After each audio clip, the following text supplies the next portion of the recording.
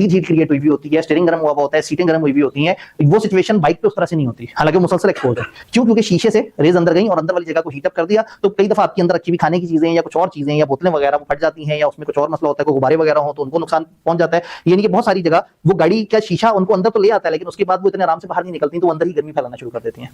तो कई दफा फिर आपको शीशे खोलने पड़ते हैं कुछ अर्से के लिए गाड़ी के अंदर से वो गर्मी निकालने के लिए, और शीशे खोल के बाहर से आप हवा ले रहे होते हैं जो ऑलरेडी गर्म जगह है, लेकिन जो कि आपके अपने अंदर उसने एक अंदर ही सारी चीजों को रोक लिया होता है, तो चीजें गर्म हो जाती हैं। तो ये बड़ा मजेदार टेक्नोलॉजी थी, जिससे क्या होता था कि वो जगह जहां ज्यादा धूप नहीं होती या ज्यादा देर तक नहीं रुकती, वहां जब उन्होंने अपने पौधों को, अपने सब्जियों को, अपनी फसलों को जब वो करना था, ये तो बड़ा छोटा सा सेटअप है, बड़े बड़े लंबे चौड़े से सेटअप होते हैं और उसके इर्द गिर्द बड़ा सा ग्रीन हाउस टाइप करके बना हुआ होता है। तो ग्रीन हाउस तो एक बड़ी मजेदार चीज थी, जिसने एक तरीका निकाला था कि जिससे हम सूरज को कैप्चर कर लेते हैं, सूरज की रेस को कैप्चर कर लेते हैं और उसकी एग्जिट को थोड़ा सा रोक देते हैं, उससे हमें ज्यादा अरसे तक गर्मी मिल जाती है। अब गर्मी अच्छी चीज तो है, लेकिन थोड़ी बुरी चीज भी है। तो नॉर्मली हमें सन से क्या चीज अच्छी लगती है और सन की क्या चीज अच्छी नहीं लगती? हमें सन से रोशनी मिलती है, यस वी लाइक इट। हमें प्लांट्स के लिए रोशनी मिलती है, प्लांट्स ग्रो करते हैं, बहुत अच्छी बात है। हमारे सोलर चल पड़ते हैं, बिजली जनरेट करना शुरू कर देते हैं, हमें बहुत पसंद है। हमें सर्दियों में धूप सेकना भी अच्छा लगता है, लेकिन सूरज इतना अच्छा नहीं है जितना लेफ्ट पे नजर आ रहा है। सन डैमेज भी हो जाता है, लोग सनबर्न की तरफ भी चले जाते हैं, कई दफा हीट बहुत ज्यादा हो जाती है, कई दफा टेम्परेचर बहुत ज्यादा राइज करना शुरू कर देता है। तो कंसिस्टेंट गर्मी भी नहीं पसंद और गर्मी ना हो तो भी नहीं पसंद। परफेक्ट बैलेंस है ना दुनिया का। लेकिन अगर ये बैलेंस खराब होना शुरू हो जाए, भाई अल्लाह ने एक निजाम बनाया है कि चीजें इस तरह से आए, थोड़ी सी गर्मी पड़े, थोड़ी सी रिफ्लेक्ट होकर वापस चली जाए, हमने अपनी गलत हरकतों की वजह से उस निजाम को खराब करना शुरू कर दिया, और वो धूप जिसने पड़ के और वो रेस जो टकरा के वापस चले जाना था वो वापस जाने लगी, हमने रोक दिया उन्हें। जब रोक दिया तो उससे चीजें आउट होना शुरू हो गई। तो ऐसे में सूरज के फायदे भी हैं, लेकिन एक खास लेवल से ज्यादा हीट जो है वो हमारे लिए नुकसानदेह भी है। तो यहाँ पे फिर हम देखते हैं ग्रीन हाउस इफेक्ट क्या है, या ग्रीन हाउस गैस इफेक्ट क्या है। Greenhouse effect, rise in temperature that the earth experiences because certain gases in atmosphere trap energy from the sun से एनर्जी आई, और ग्रीन हाउस गैसेज ने तकरीबन उसी तरह का एक वर्चुअल एनवायरनमेंट क्रिएट कर दिया और उन रेस को अंदर महफूज कर दिया। वो बेचारी बाहर नहीं जा पा रही। जब बाहर नहीं जा पा रही तो वो सारी गर्मी जो वापस चली जानी थी वो यहीं रुक गई, जिससे हमें नॉर्मल से ज्यादा गर्मी महसूस होना शुरू हो गई। ये ऐसे ही है जैसे डिफरेंट शीशों के थ्रू अगर आप गर्मी को या आप सूरज की रेस को आप लेफ्ट राइट को करें, तो ठंडी जगह पे भी आप उन रेस को रिफ्लेक्ट करके वहां पे भी गर्मी पहुंचा देते हैं। तो इस वक्त ये जो गैसेज हैं ये तकरीबन उस शीशे का काम कर रही हैं जिसमें से चीजें अंदर आ चुकी हैं और अब वापस नहीं जा पा रही। Some gases are known as greenhouse gas because they function like the glass in greenhouse। तो कुछ गैसेज ऐसी हैं जिनको हम कहते हैं ये ग्रीन हाउस गैसेज हैं, और वो तकरीबन वैसे ही काम करती हैं जिस तरह से एक ग्लास काम करता है ग्रीन हाउस में।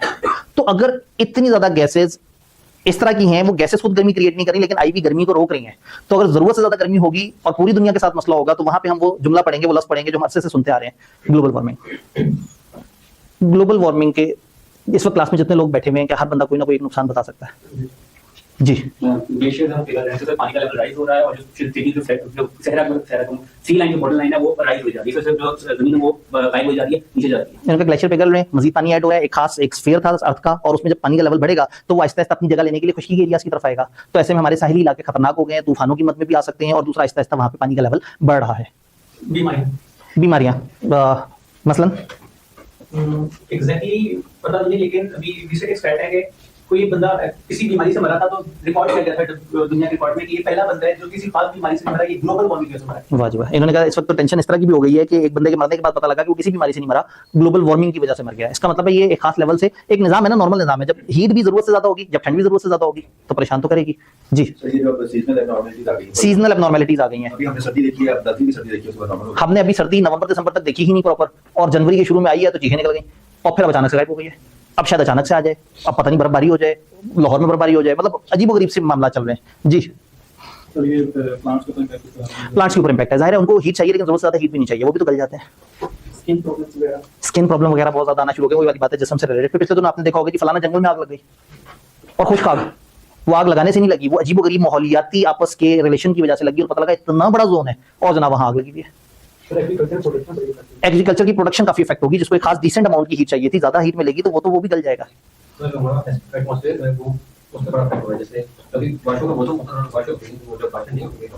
हमारा एटमॉस्फेयर काफी इफेक्ट हुआ, बारिशों के मौसम में बारिश नहीं हो रही, और जब बारिश नहीं होनी चाहिए तब बारिश हो रही है। पिछले साल क्या हुआ, स्मॉग खत्म ही नहीं हो रहा था, जा ही नहीं रहा था, बारिश हो ही नहीं रही थी। फिर इनको मसनूई बारिश करनी पड़ी, मसनूई बारिश करने से मौसम कंफ्यूज हो गया, 1-1.5 महीने तक मौसम को समझ ही नहीं आई कि उसने करना क्या। तो ये भी अजीबोगरीब से मसला मसाइल। तो दुबई में अचानक से एक एबनॉर्मल सा तूफान आ जाता है आउट ऑफ नोवेयर, इतनी ज्यादा साइंटिफिक रिसर्च टेक्नोलॉजी के बाद उन्हें पता ही नहीं लगता कि एकदम से एक अजीब सा तूफान आने वाला है। जी, एक्सट्रीम वेदर, शदीद तरीन वेदर जो होना शुरू हो गया दुनिया में, जानवरों को अफेक्ट कर रहा है ये सारा कुछ। अर्बन एरियाज में ट्रैफिक में बहुत ज्यादा अर्बन एरियाज, ट्रैफिक और इस तरह की चीजें, और फिर अगेन आपके लिए चीजें लिवेबल भी मुश्किल हो गई हैं और हब्स भी ज्यादा बढ़ गए, और बहुत सारे इवन साहिली इलाके के जो शहर होते थे वो कंफर्टेबल वेदर वाले होते थे, अब वहां पे सांस लेना दुश्वार हो गया और शदीद तरीन हीट वेव्स आ रही हैं। कराची जो एक बड़ा मुनासिब सा टेम्परेचर हुआ करता था, पूरे साल एक जैसा टेम्परेचर होता था, वहां पे अब गर्मियों में लोग तकरीबन मरने वाले हो रहे होते हैं। गवर्नमेंट की एक्सपेंडिचर बढ़ गई है। गवर्नमेंट के एक्सपेंडिचर जाहिर है बढ़ जाते हैं इसको कंट्रोल करने के लिए। तो ग्लोबल वार्मिंग से क्या कुछ हो रहा है? जी जी, कुछ तो हो रहा होगा, कुछ लोगों ने तो तस्वीर देख के भी बताया है। हाँ जी, ग्लोबल वार्मिंग, सर्दियों की छुट्टियां बढ़ जाती हैं, गर्मियों की छुट्टियां बढ़ जाती हैं, बच्चे घर में रुके रहते हैं, आतंक मचाते रहते हैं, बंदे ने सीए फाइनल की तैयारी करनी होती है, वो तैयारी नहीं कर पाता, आप भी तो अफेक्ट हो रहे हैं। भाई सोच रहे हैं कि ग्लोबल वार्मिंग से और क्या बताऊं, चलो कोई बात नहीं, हम आगे चलते हैं क्योंकि मैक्सिमम बातें हो गई, तस्वीर वाली कवर हो गई ना सारी। जी, क्लाइमेट चेंज हो रहा है, इसकी वजह से जो बिजनेसेस की प्रोडक्ट्स की प्रोडक्शन है वो उसको बहुत ज्यादा इम्पैक्ट। प्रोडक्शन साइकिल्स डिस्टर्ब हो रही हैं, प्रोडक्शन अक्सर प्रोडक्ट्स के लिए आपके एक बड़ा एक अच्छा एनवायरनमेंट होना चाहिए, खास सीजन होना चाहिए, तो आपकी जब सप्लाई चेन डिस्टर्ब हो रही है तो ओवरऑल पूरी दुनिया डिस्टर्ब हो रही है।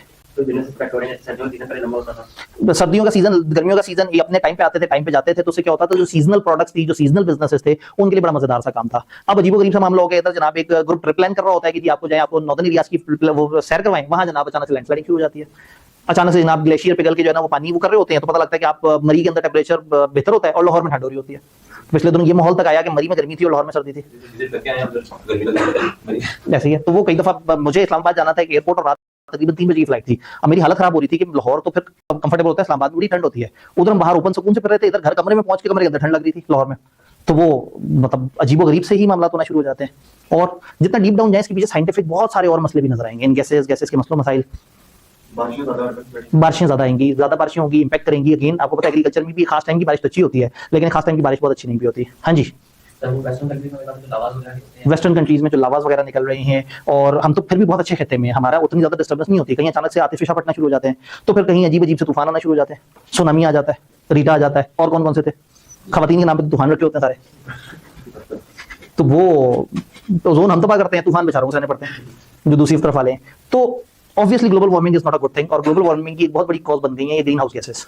तो मेरा एक सवाल है, फर्स्ट करें कार्बन डाइऑक्साइड अगर ग्रीन हाउस गैस है तो ये तो हर वक्त है माशरे में, मसला क्या है? अपने जो नॉर्मल तनासुब है उससे ज्यादा होगी तो काम खराब होगा। अल्लाह ने एक जबरदस्त सिस्टम बनाया हुआ है, इकोसिस्टम है, जो पहले दिन से बात करेंगे, एक बड़ा जबरदस्त सिस्टमैटिक इकोसिस्टम है। जब हम कार्बन डाइऑक्साइड ज्यादा क्रिएट करेंगे, कार्बन डाइऑक्साइड ज्यादा कैसे क्रिएट हो जाएगी? देखें दरख्त क्या करते हैं, खा जाते हैं कार्बन डाइऑक्साइड और ऑक्सीजन दे देते हैं। जब आप दरख्त खत्म करते हैं तो वो जो खा रहे थे जिस रेशो से, उन्होंने खत्म कर दी, तो वो उनको खा के ऑक्सीजन सप्लाई कर रहे थे, रात में साइकिल रिवर्स हो जाता था, लेकिन वो टेन्योर कम होता था, और दिन में तो वो आहिस्ता आहिस्ता उसकी रेशो को बरकरार रखते थे। अब अगर हमने दरख्त खत्म कर दिए तो वो जो माइनस होनी थी माइनस नहीं हो रही, और कुछ हमने गाड़ियों के धुएं से, कुछ और तरह के फैक्ट्रियों के धुएं से हमने जगह जगह और ऐड करनी शुरू कर दी। कई दफा मामला सिर्फ कार्बन का होता है, हवा में ऑक्सीजन होती है, वो कार्बन ऑक्सीजन के साथ गले लगाता है उसे, और कार्बन डाइऑक्साइड बन जाता है। तो आधे ये मसले भी, हमारी एक प्यारी सी ऑक्सीजन गैस खत्म हो रही है, हमारे कार्बन फुटप्रिंट्स ने ऑक्सीजन को भी कार्बन डाइऑक्साइड में कन्वर्ट कर देना होता है। ऑक्सीजन एक बड़ी नेसेसरी गैस है जी। अब कार्बन फुटप्रिंट्स कौन से किस तरह के हो सकते हैं? सम टाइम आपकी माइनिंग एक्टिविटी से जनरेट होने वाली मुख्तलिफ चीजें, जिसको हम दूर से देख के हमें लगता है वो धूल है, वो धूल नहीं होती, वो बहुत छोटे छोटे छोटे छोटे से पार्टिकल्स होते हैं। ये ऐसे कि जैसे हमें धूप में हमें लगता है कोई गर्मी वगैरह है, लेकिन अगर आप किसी ऐसे कमरे में हो जहाँ थोड़ा सा शेड से छिन के आ रही है तो आपको वो डॉट्स वाले पार्टिकल्स नजर आते हैं। तो हम हर वक्त इस तरह के पार्टिकल्स के साथ जी रहे हैं, और हवा में हैं, इस तरह से वाटर वेपर्स भी हैं। जमीन से जब बुखार उठते हैं तो ये ऊपर जाता है। हैरत होगी आपको जान के कि ये वाटर वेपर्स भी ग्रीन हाउस गैसेस का हिस्सा बन जाता है, ये जो जमीन से उड़ रहे हैं। तो इसी तरह से हमारे मुख्तलिफ एक्टिविटीज से जो जनरेट होने वाली चीजें हैं, और खासतौर पे कार्बन का जब हम इस्तेमाल ज्यादा करते हैं और ज्यादा ओपन एनवायरनमेंट में करते हैं, तो उससे वो हवा की ऑक्सीजन को डिस्टर्ब करके उसके साथ अजीब से रिएक्शन करता है। केमिस्ट्री पहले कौन सी इतनी सीधी सी चीज है, तो सोचा भी नहीं था कि इतने बड़े होकर दोबारा से केमिस्ट्री वाली बातें करना शुरू हो जाएंगे। अभी तो बहुत गहराई में नहीं होता, बड़ा ज्यादा चीजें थी, फिर मुझे हुआ कि नहीं टू मच हो जाएगा, ये बहुत ही केमिकल वाली क्लास बन जाएगी, इथेन मीथेन और फलाना के ऊपर डिस्कशन करना। वो याद है वो एक जीरो ग्रुप होता था, helium, neon, argon, krypton, xenon, radon, है वो नोबल गैसेस थी। और कौन कौन से? वो उसमें वो पीरियोडिक साइकिल में पूरा जो है ना वो होता था कि ये पहली टाइम पीरियड की गैसेस हैं, फिर दूसरे टाइम पीरियड की, फिर वो ऐसे एक्स एक्सेस पे भी कुछ होता था, वाई एक्सेस पे भी कुछ होता था। ठीक है, वो उन्होंने वो पूरे वो हाल ही ने की, रब से फरियाद भी मच का सरबरा है वो जो है ना। ठीक है, चलें, बहुत ज्यादा साइंस में नहीं जाते, लेकिन थोड़ी सी बात तो कर सकते हैं। ग्रीन हाउस गैसेस टिपिकली 4-5 जो ज्यादा कोट की जाती हैं, that is carbon dioxide, methane, nitrous oxide, chlorofluorocarbons, या जिस तरह से वो सीएफसी वाली बात भी करते हैं, वाटर वेपर्स। इवन हमारा H2O भी जो है ना को बहुत अच्छा नहीं है, अगर ये हवा में पानी की फॉर्म में ना और ये हवा में उड़ रहा हो तो ये भी उस सारे उसको माहौल को खराब करता है। जैसे कई दफा क्या होता है, हब्स हो जाता है, उस हब्स में बेसिकली वो पानी होता है जो हवा में होता है, तो ये भी कोई बहुत उड़ता हुआ पानी भी कोई बहुत अच्छी चीज नहीं है। और अगेन उसकी वजह भी क्या है, ज्यादा गर्मी होती है, ज्यादा पानी उड़ता है, और गर्मी बढ़ती है, और गर्मी बढ़ती है, और पानी उड़ता है, और पानी उड़ता है, और गर्मी। इसको बिलावल साहब ने एक जुमले में क्या खूब कहा था, ज्यादा पानी आता है तो ज्यादा बारिश होती है, नहीं ज्यादा बारिश होती है तो ज्यादा पानी आता है। इसमें बहुत सारे इनके रीजंस हैं, हल्का सा एक छोटा सा एक स्टैट्स की discussion, largest source human carbon dioxide emission का is burning fossil fuels for electricity, heat, transport and industry. हमारे बिजनेस के लिए कुछ चीजें बहुत ज्यादा चाहिए होती हैं। प्रोडक्शन के लिए मशीन चलेगी, बिजली चाहिए, जालिम उधर भी वो फॉसिल फ्यूल इस्तेमाल हो रहा है। गाड़ियां चलेंगी, कारोबार के लिए गाड़ियां चलना भी जरूरी है, हवाई जहाज चलने भी जरूरी है, फिर दोबारा से कार्बन डाइऑक्साइड का मसला होगा। आपको हीट चाहिए, सर्दियों के अंदर आपको इंडस्ट्री के अंदर मुख्तलिफ तरह की प्रोडक्शन करने के लिए चीजों को गर्म करना और गर्म करने के बाद उनको मोल्ड करना है। वो गर्मी की जिस भी तरीके से आप चलेंगे उसमें कहीं ना कहीं कार्बन डाइऑक्साइड आपका मामला खराब करेगी। फिर लैंड यूज की जो चेंज है, डिफॉरेस्टेशन वगैरह, ये कहते हैं कि ग्लोबल 12% से 20% जो जीएसजी एमिशंस है वो जस्ट इस वजह से है कि आपने आहिस्ता आहिस्ता डिफॉरेस्टेशन शुरू कर दिया। व्हीकल्स अगर मुख्तलिफ तरह की काउंट करें तो दे क्लेम के 1 बिलियन से ऊपर इस वक्त दुनिया में व्हीकल्स आ चुकी हैं। 5.5-6 अरब लोगों की दुनिया में जो टोटल सवारियां हैं वो 1 अरब तक पहुंच चुकी हैं, और ये नंबर हर दफा आहिस्ता आहिस्ता मजीद ग्रो हो रहा है। और ये गाड़ियां अगर तो ऑयल पे चलेंगी और ये धुआं निकालेंगी तो इससे हर अगले दिन सोचे मार्केट में कितनी ज्यादा चीजें ऐड हो जाएंगी। तो डिफरेंट तरीके के डिफरेंट तरह के मामला जो है वो दुनिया में चल रहे हैं। नीचे हल्का फुल्का सोर्स भी लिखे हैं, पहले मैं सोचा था सारी चीजें सोर्स के साथ पूरा टेबल बना के, लेकिन लेक्चर काफी ज्यादा बोरिंग हो जाता। तो लेक्चर को दोबारा से इंटरेस्टिंग बनने के लिए फिर से एक डायग्राम, ये सूरज भाई हमारे, ये इनकी रेज आ रही है, कुछ रास्ते में निकल जाती हैं, कुछ टकरा के वापस निकलती थी। लेकिन प्रॉब्लम ये है कि जो टकरा के वापस निकलने लगी हैं ग्रीन हाउस गैसेज उन्होंने पकड़ लिया। मशहूर ग्रीन हाउस गैसेज CFC जब भाई ने जिक्र किया, नाइट्रस, मीथेन, कार्बन डाइऑक्साइड।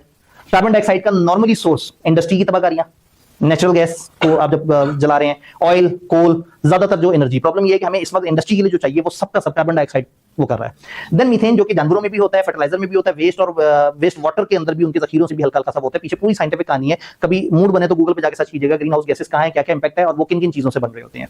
फिर अगेन एग्रीकल्चर के अंदर भी और गैसोलीन प्रोडक्ट के अंदर से भी जो है वो नाइट्रस ऑक्साइड का होता है। और फिर CFC जैसे भी भाई ने बात की थी कि जी वो कई दफा परफ्यूम्स वगैरह का होता है मामला कुछ और। ये जो हमारे रेफ्रिजरेटर्स हैं, ये जो हमारी अंग्रेजों के यहाँ होम का हीटिंग का सिस्टम होता है, ये जिन चीजों पे जिन गैसेस के थ्रू आप एनवायरमेंट को, क्लाइमेट को चेंज कर रहे होते हैं, अगर ये गैस लीक होकर एनवायरमेंट में आती है तो ये बड़ी जहरीली और बड़ी खतरनाक है और ये उन्हीं ग्रीन हाउस गैसेस के अंदर शामिल हो जाती है। ऑल्दो चूंकि तादाद में इतनी ज्यादा नहीं होती लेकिन स्टिल एक फैक्टर होता है। तो इन सब में सबसे ज्यादा जो दुनिया को तकलीफ दी हुई है वो कार्बन डाइऑक्साइड ने दी हुई है। और हमारी जो इंडस्ट्रियलाइजेशन है और जो बिजनेस एक्टिविटी है वो सब की सब मेनली जिस पे हो रही है कार्बन डाइऑक्साइड।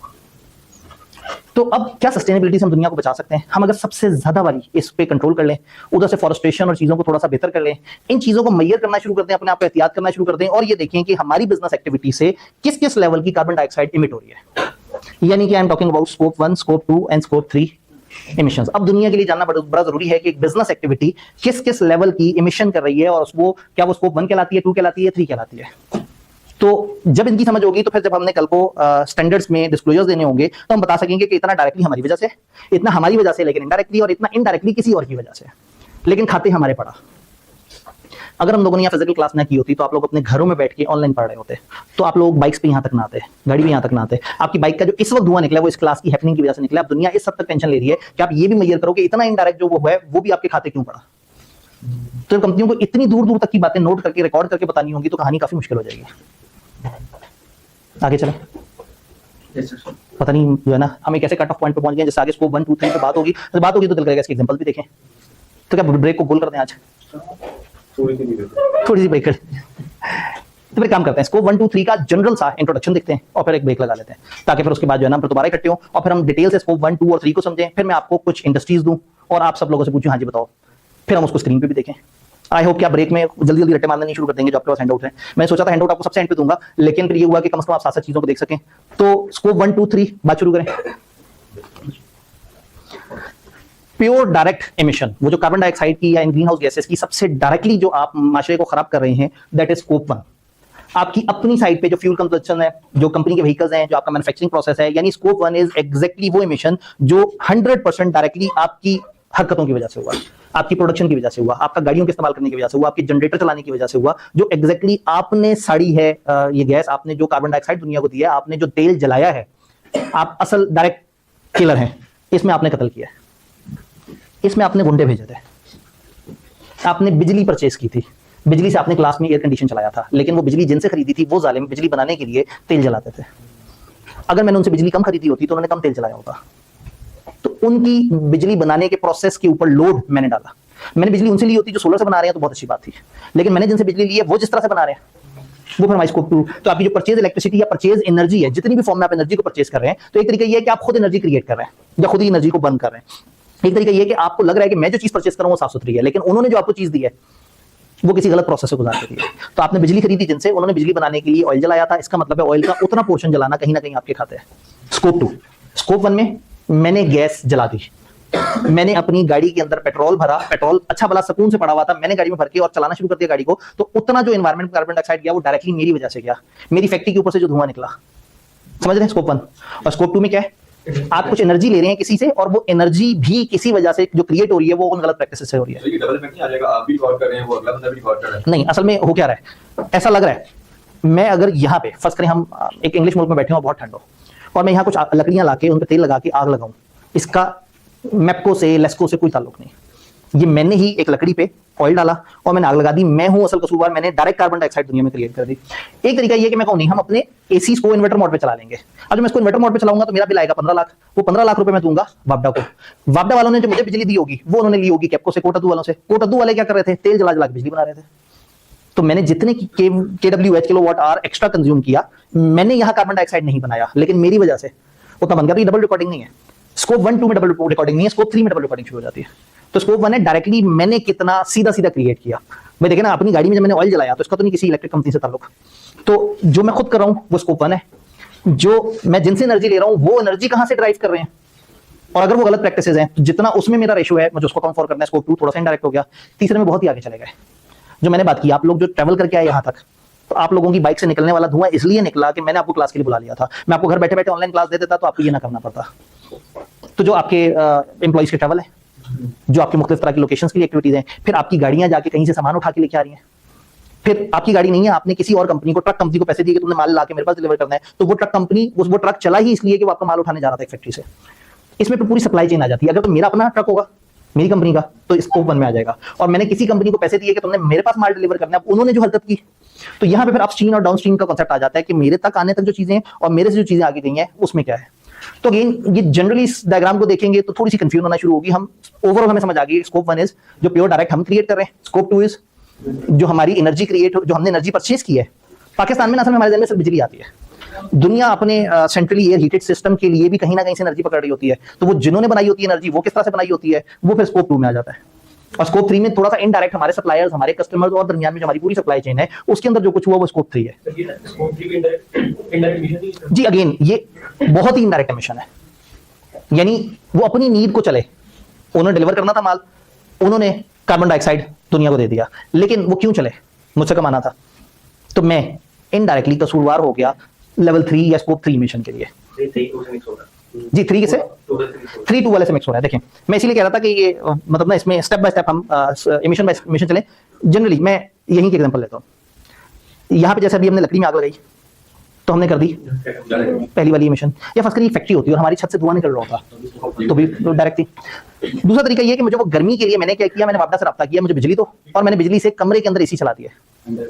तो अब मैंने जो एसी चलाया उसने तो कुछ नहीं किया, लेकिन वो एसी जिस बिजली से चला वो बिजली जिन्होंने बनाई, ये हो गई आपकी प्योर जो एनर्जी आप यूज कर रहे हैं, वो जिनसे ले रहे हैं वो क्या कर रहे हैं। इधर अब आप एनर्जी की बात नहीं कर रहे, इधर आपकी प्रोडक्ट्स की सेल परचेज की बात हो रही है। कैरेज इनवर्ट आउटवर्ड याद है, इनबाउंड लॉजिस्टिक्स और आउटबाउंड लॉजिस्टिक्स याद है, तो यहाँ अपस्ट्रीम और डाउनस्ट्रीम का कांसेप्ट उसी तरह से है। इसलिए कि आगे पे मैंने एक सफे पे इसकी पूरी डायग्राम बना के इसको मुख्तलिफ अलग अलग छोटी छोटी सी एग्जांपल्स के थ्रू और भी बताया हुआ, तो इसलिए मैं बहुत ज्यादा इसके अंदर नहीं उतरा, लेकिन यहाँ पे वो एक्टिविटीज जो आपके बिजनेस की वजह से हो रही है और यहाँ वो एनर्जी है, ये total scope 2 is directly link with energy, कि मैं अपने दायरे के लिए जब एनर्जी ले रहा हूँ, एनर्जी जिस जगह से ले रहा हूँ वहां जो इमिशन हो रही है। तो इन्होंने कहा कि ये भी कह सकते हैं मल्टीपल के लिए हो रहा है, वो भी स्पेसिफिक ऐसा नहीं है। देखें वो भी मल्टीपल लोगों के लिए हो रहा है और ये भी मल्टीपल लोगों के लिए। अब सवाल ये है कि अगर मैंने कम बिजली बनाई होती या कम बिजली मुझे चाहिए होती, तो अगर वो कम बिजली बनाते तो इसका मतलब है कि बिजली बनाने के उस तरीके पे मैंने उन्हें उकसाया।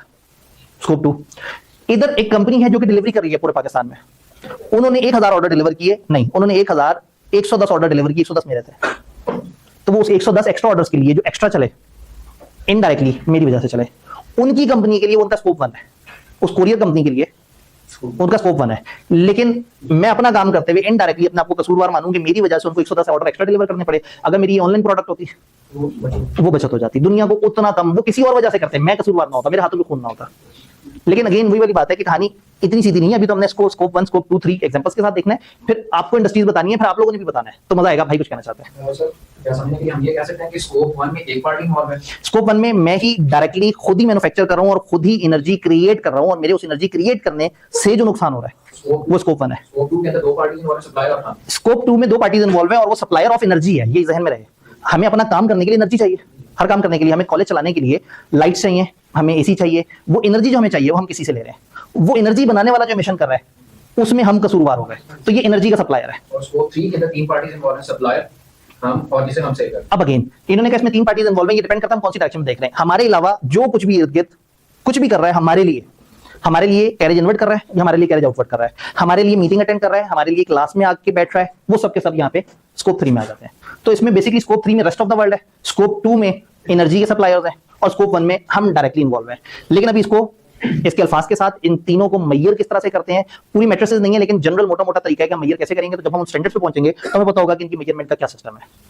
तो इसका मतलब है कि फाइनली वो वक्त आ गया जो मुझे चाहिए था कि हम इतना उलझ जाएं कि हमें ब्रेक की जरूरत हो, और जब ब्रेक से वापस आए तो आप हाँ सर अब फ्रेश हैं, अब बताएं। तो फिर मैं ये पूरी तस्वीर दिखाऊं ना, मैं स्कोप 1 से कहानी शुरू करूं, पहले स्कोप 1 को थोड़ी समझ लें, फिर स्कोप 2 पे चले जाएं, फिर स्कोप 3 पे जाएं, फिर दोबारा से इस तरह की डायग्राम आए, और फिर उसके बाद मैं आपको इंडस्ट्रियां दूं और आप कहें सर साइड पे हो जाए। अब सवाल हमने सॉल्व करना है। भाई का सवाल ले लेते हैं ब्रेक में जाने से पहले।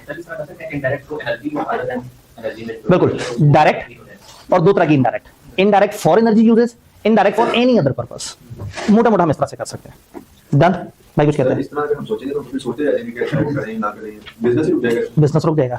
देखिए अगर आपको आपका एक सप्लायर बताए कि आप कह रहे हैं मुझे माल चाहिए, सप्लायर कहता है जी माल तो हमें मंगवाना पड़ेगा हैदराबाद से गाड़ी चलेगी और लाहौर में माल डिलीवर होगा। एक दूसरे सप्लायर ने कहा अल्हम्दुलिल्लाह हमने 3 बड़े शहरों में अपने स्टॉक रूम बनाए हुए, आपको लाहौर में माल चाहिए, शेखोपुरा से आपको माल मिल जाएगा। मुझे बिजनेस तो करना है, मैं हैदराबाद वाले से क्यों करूं?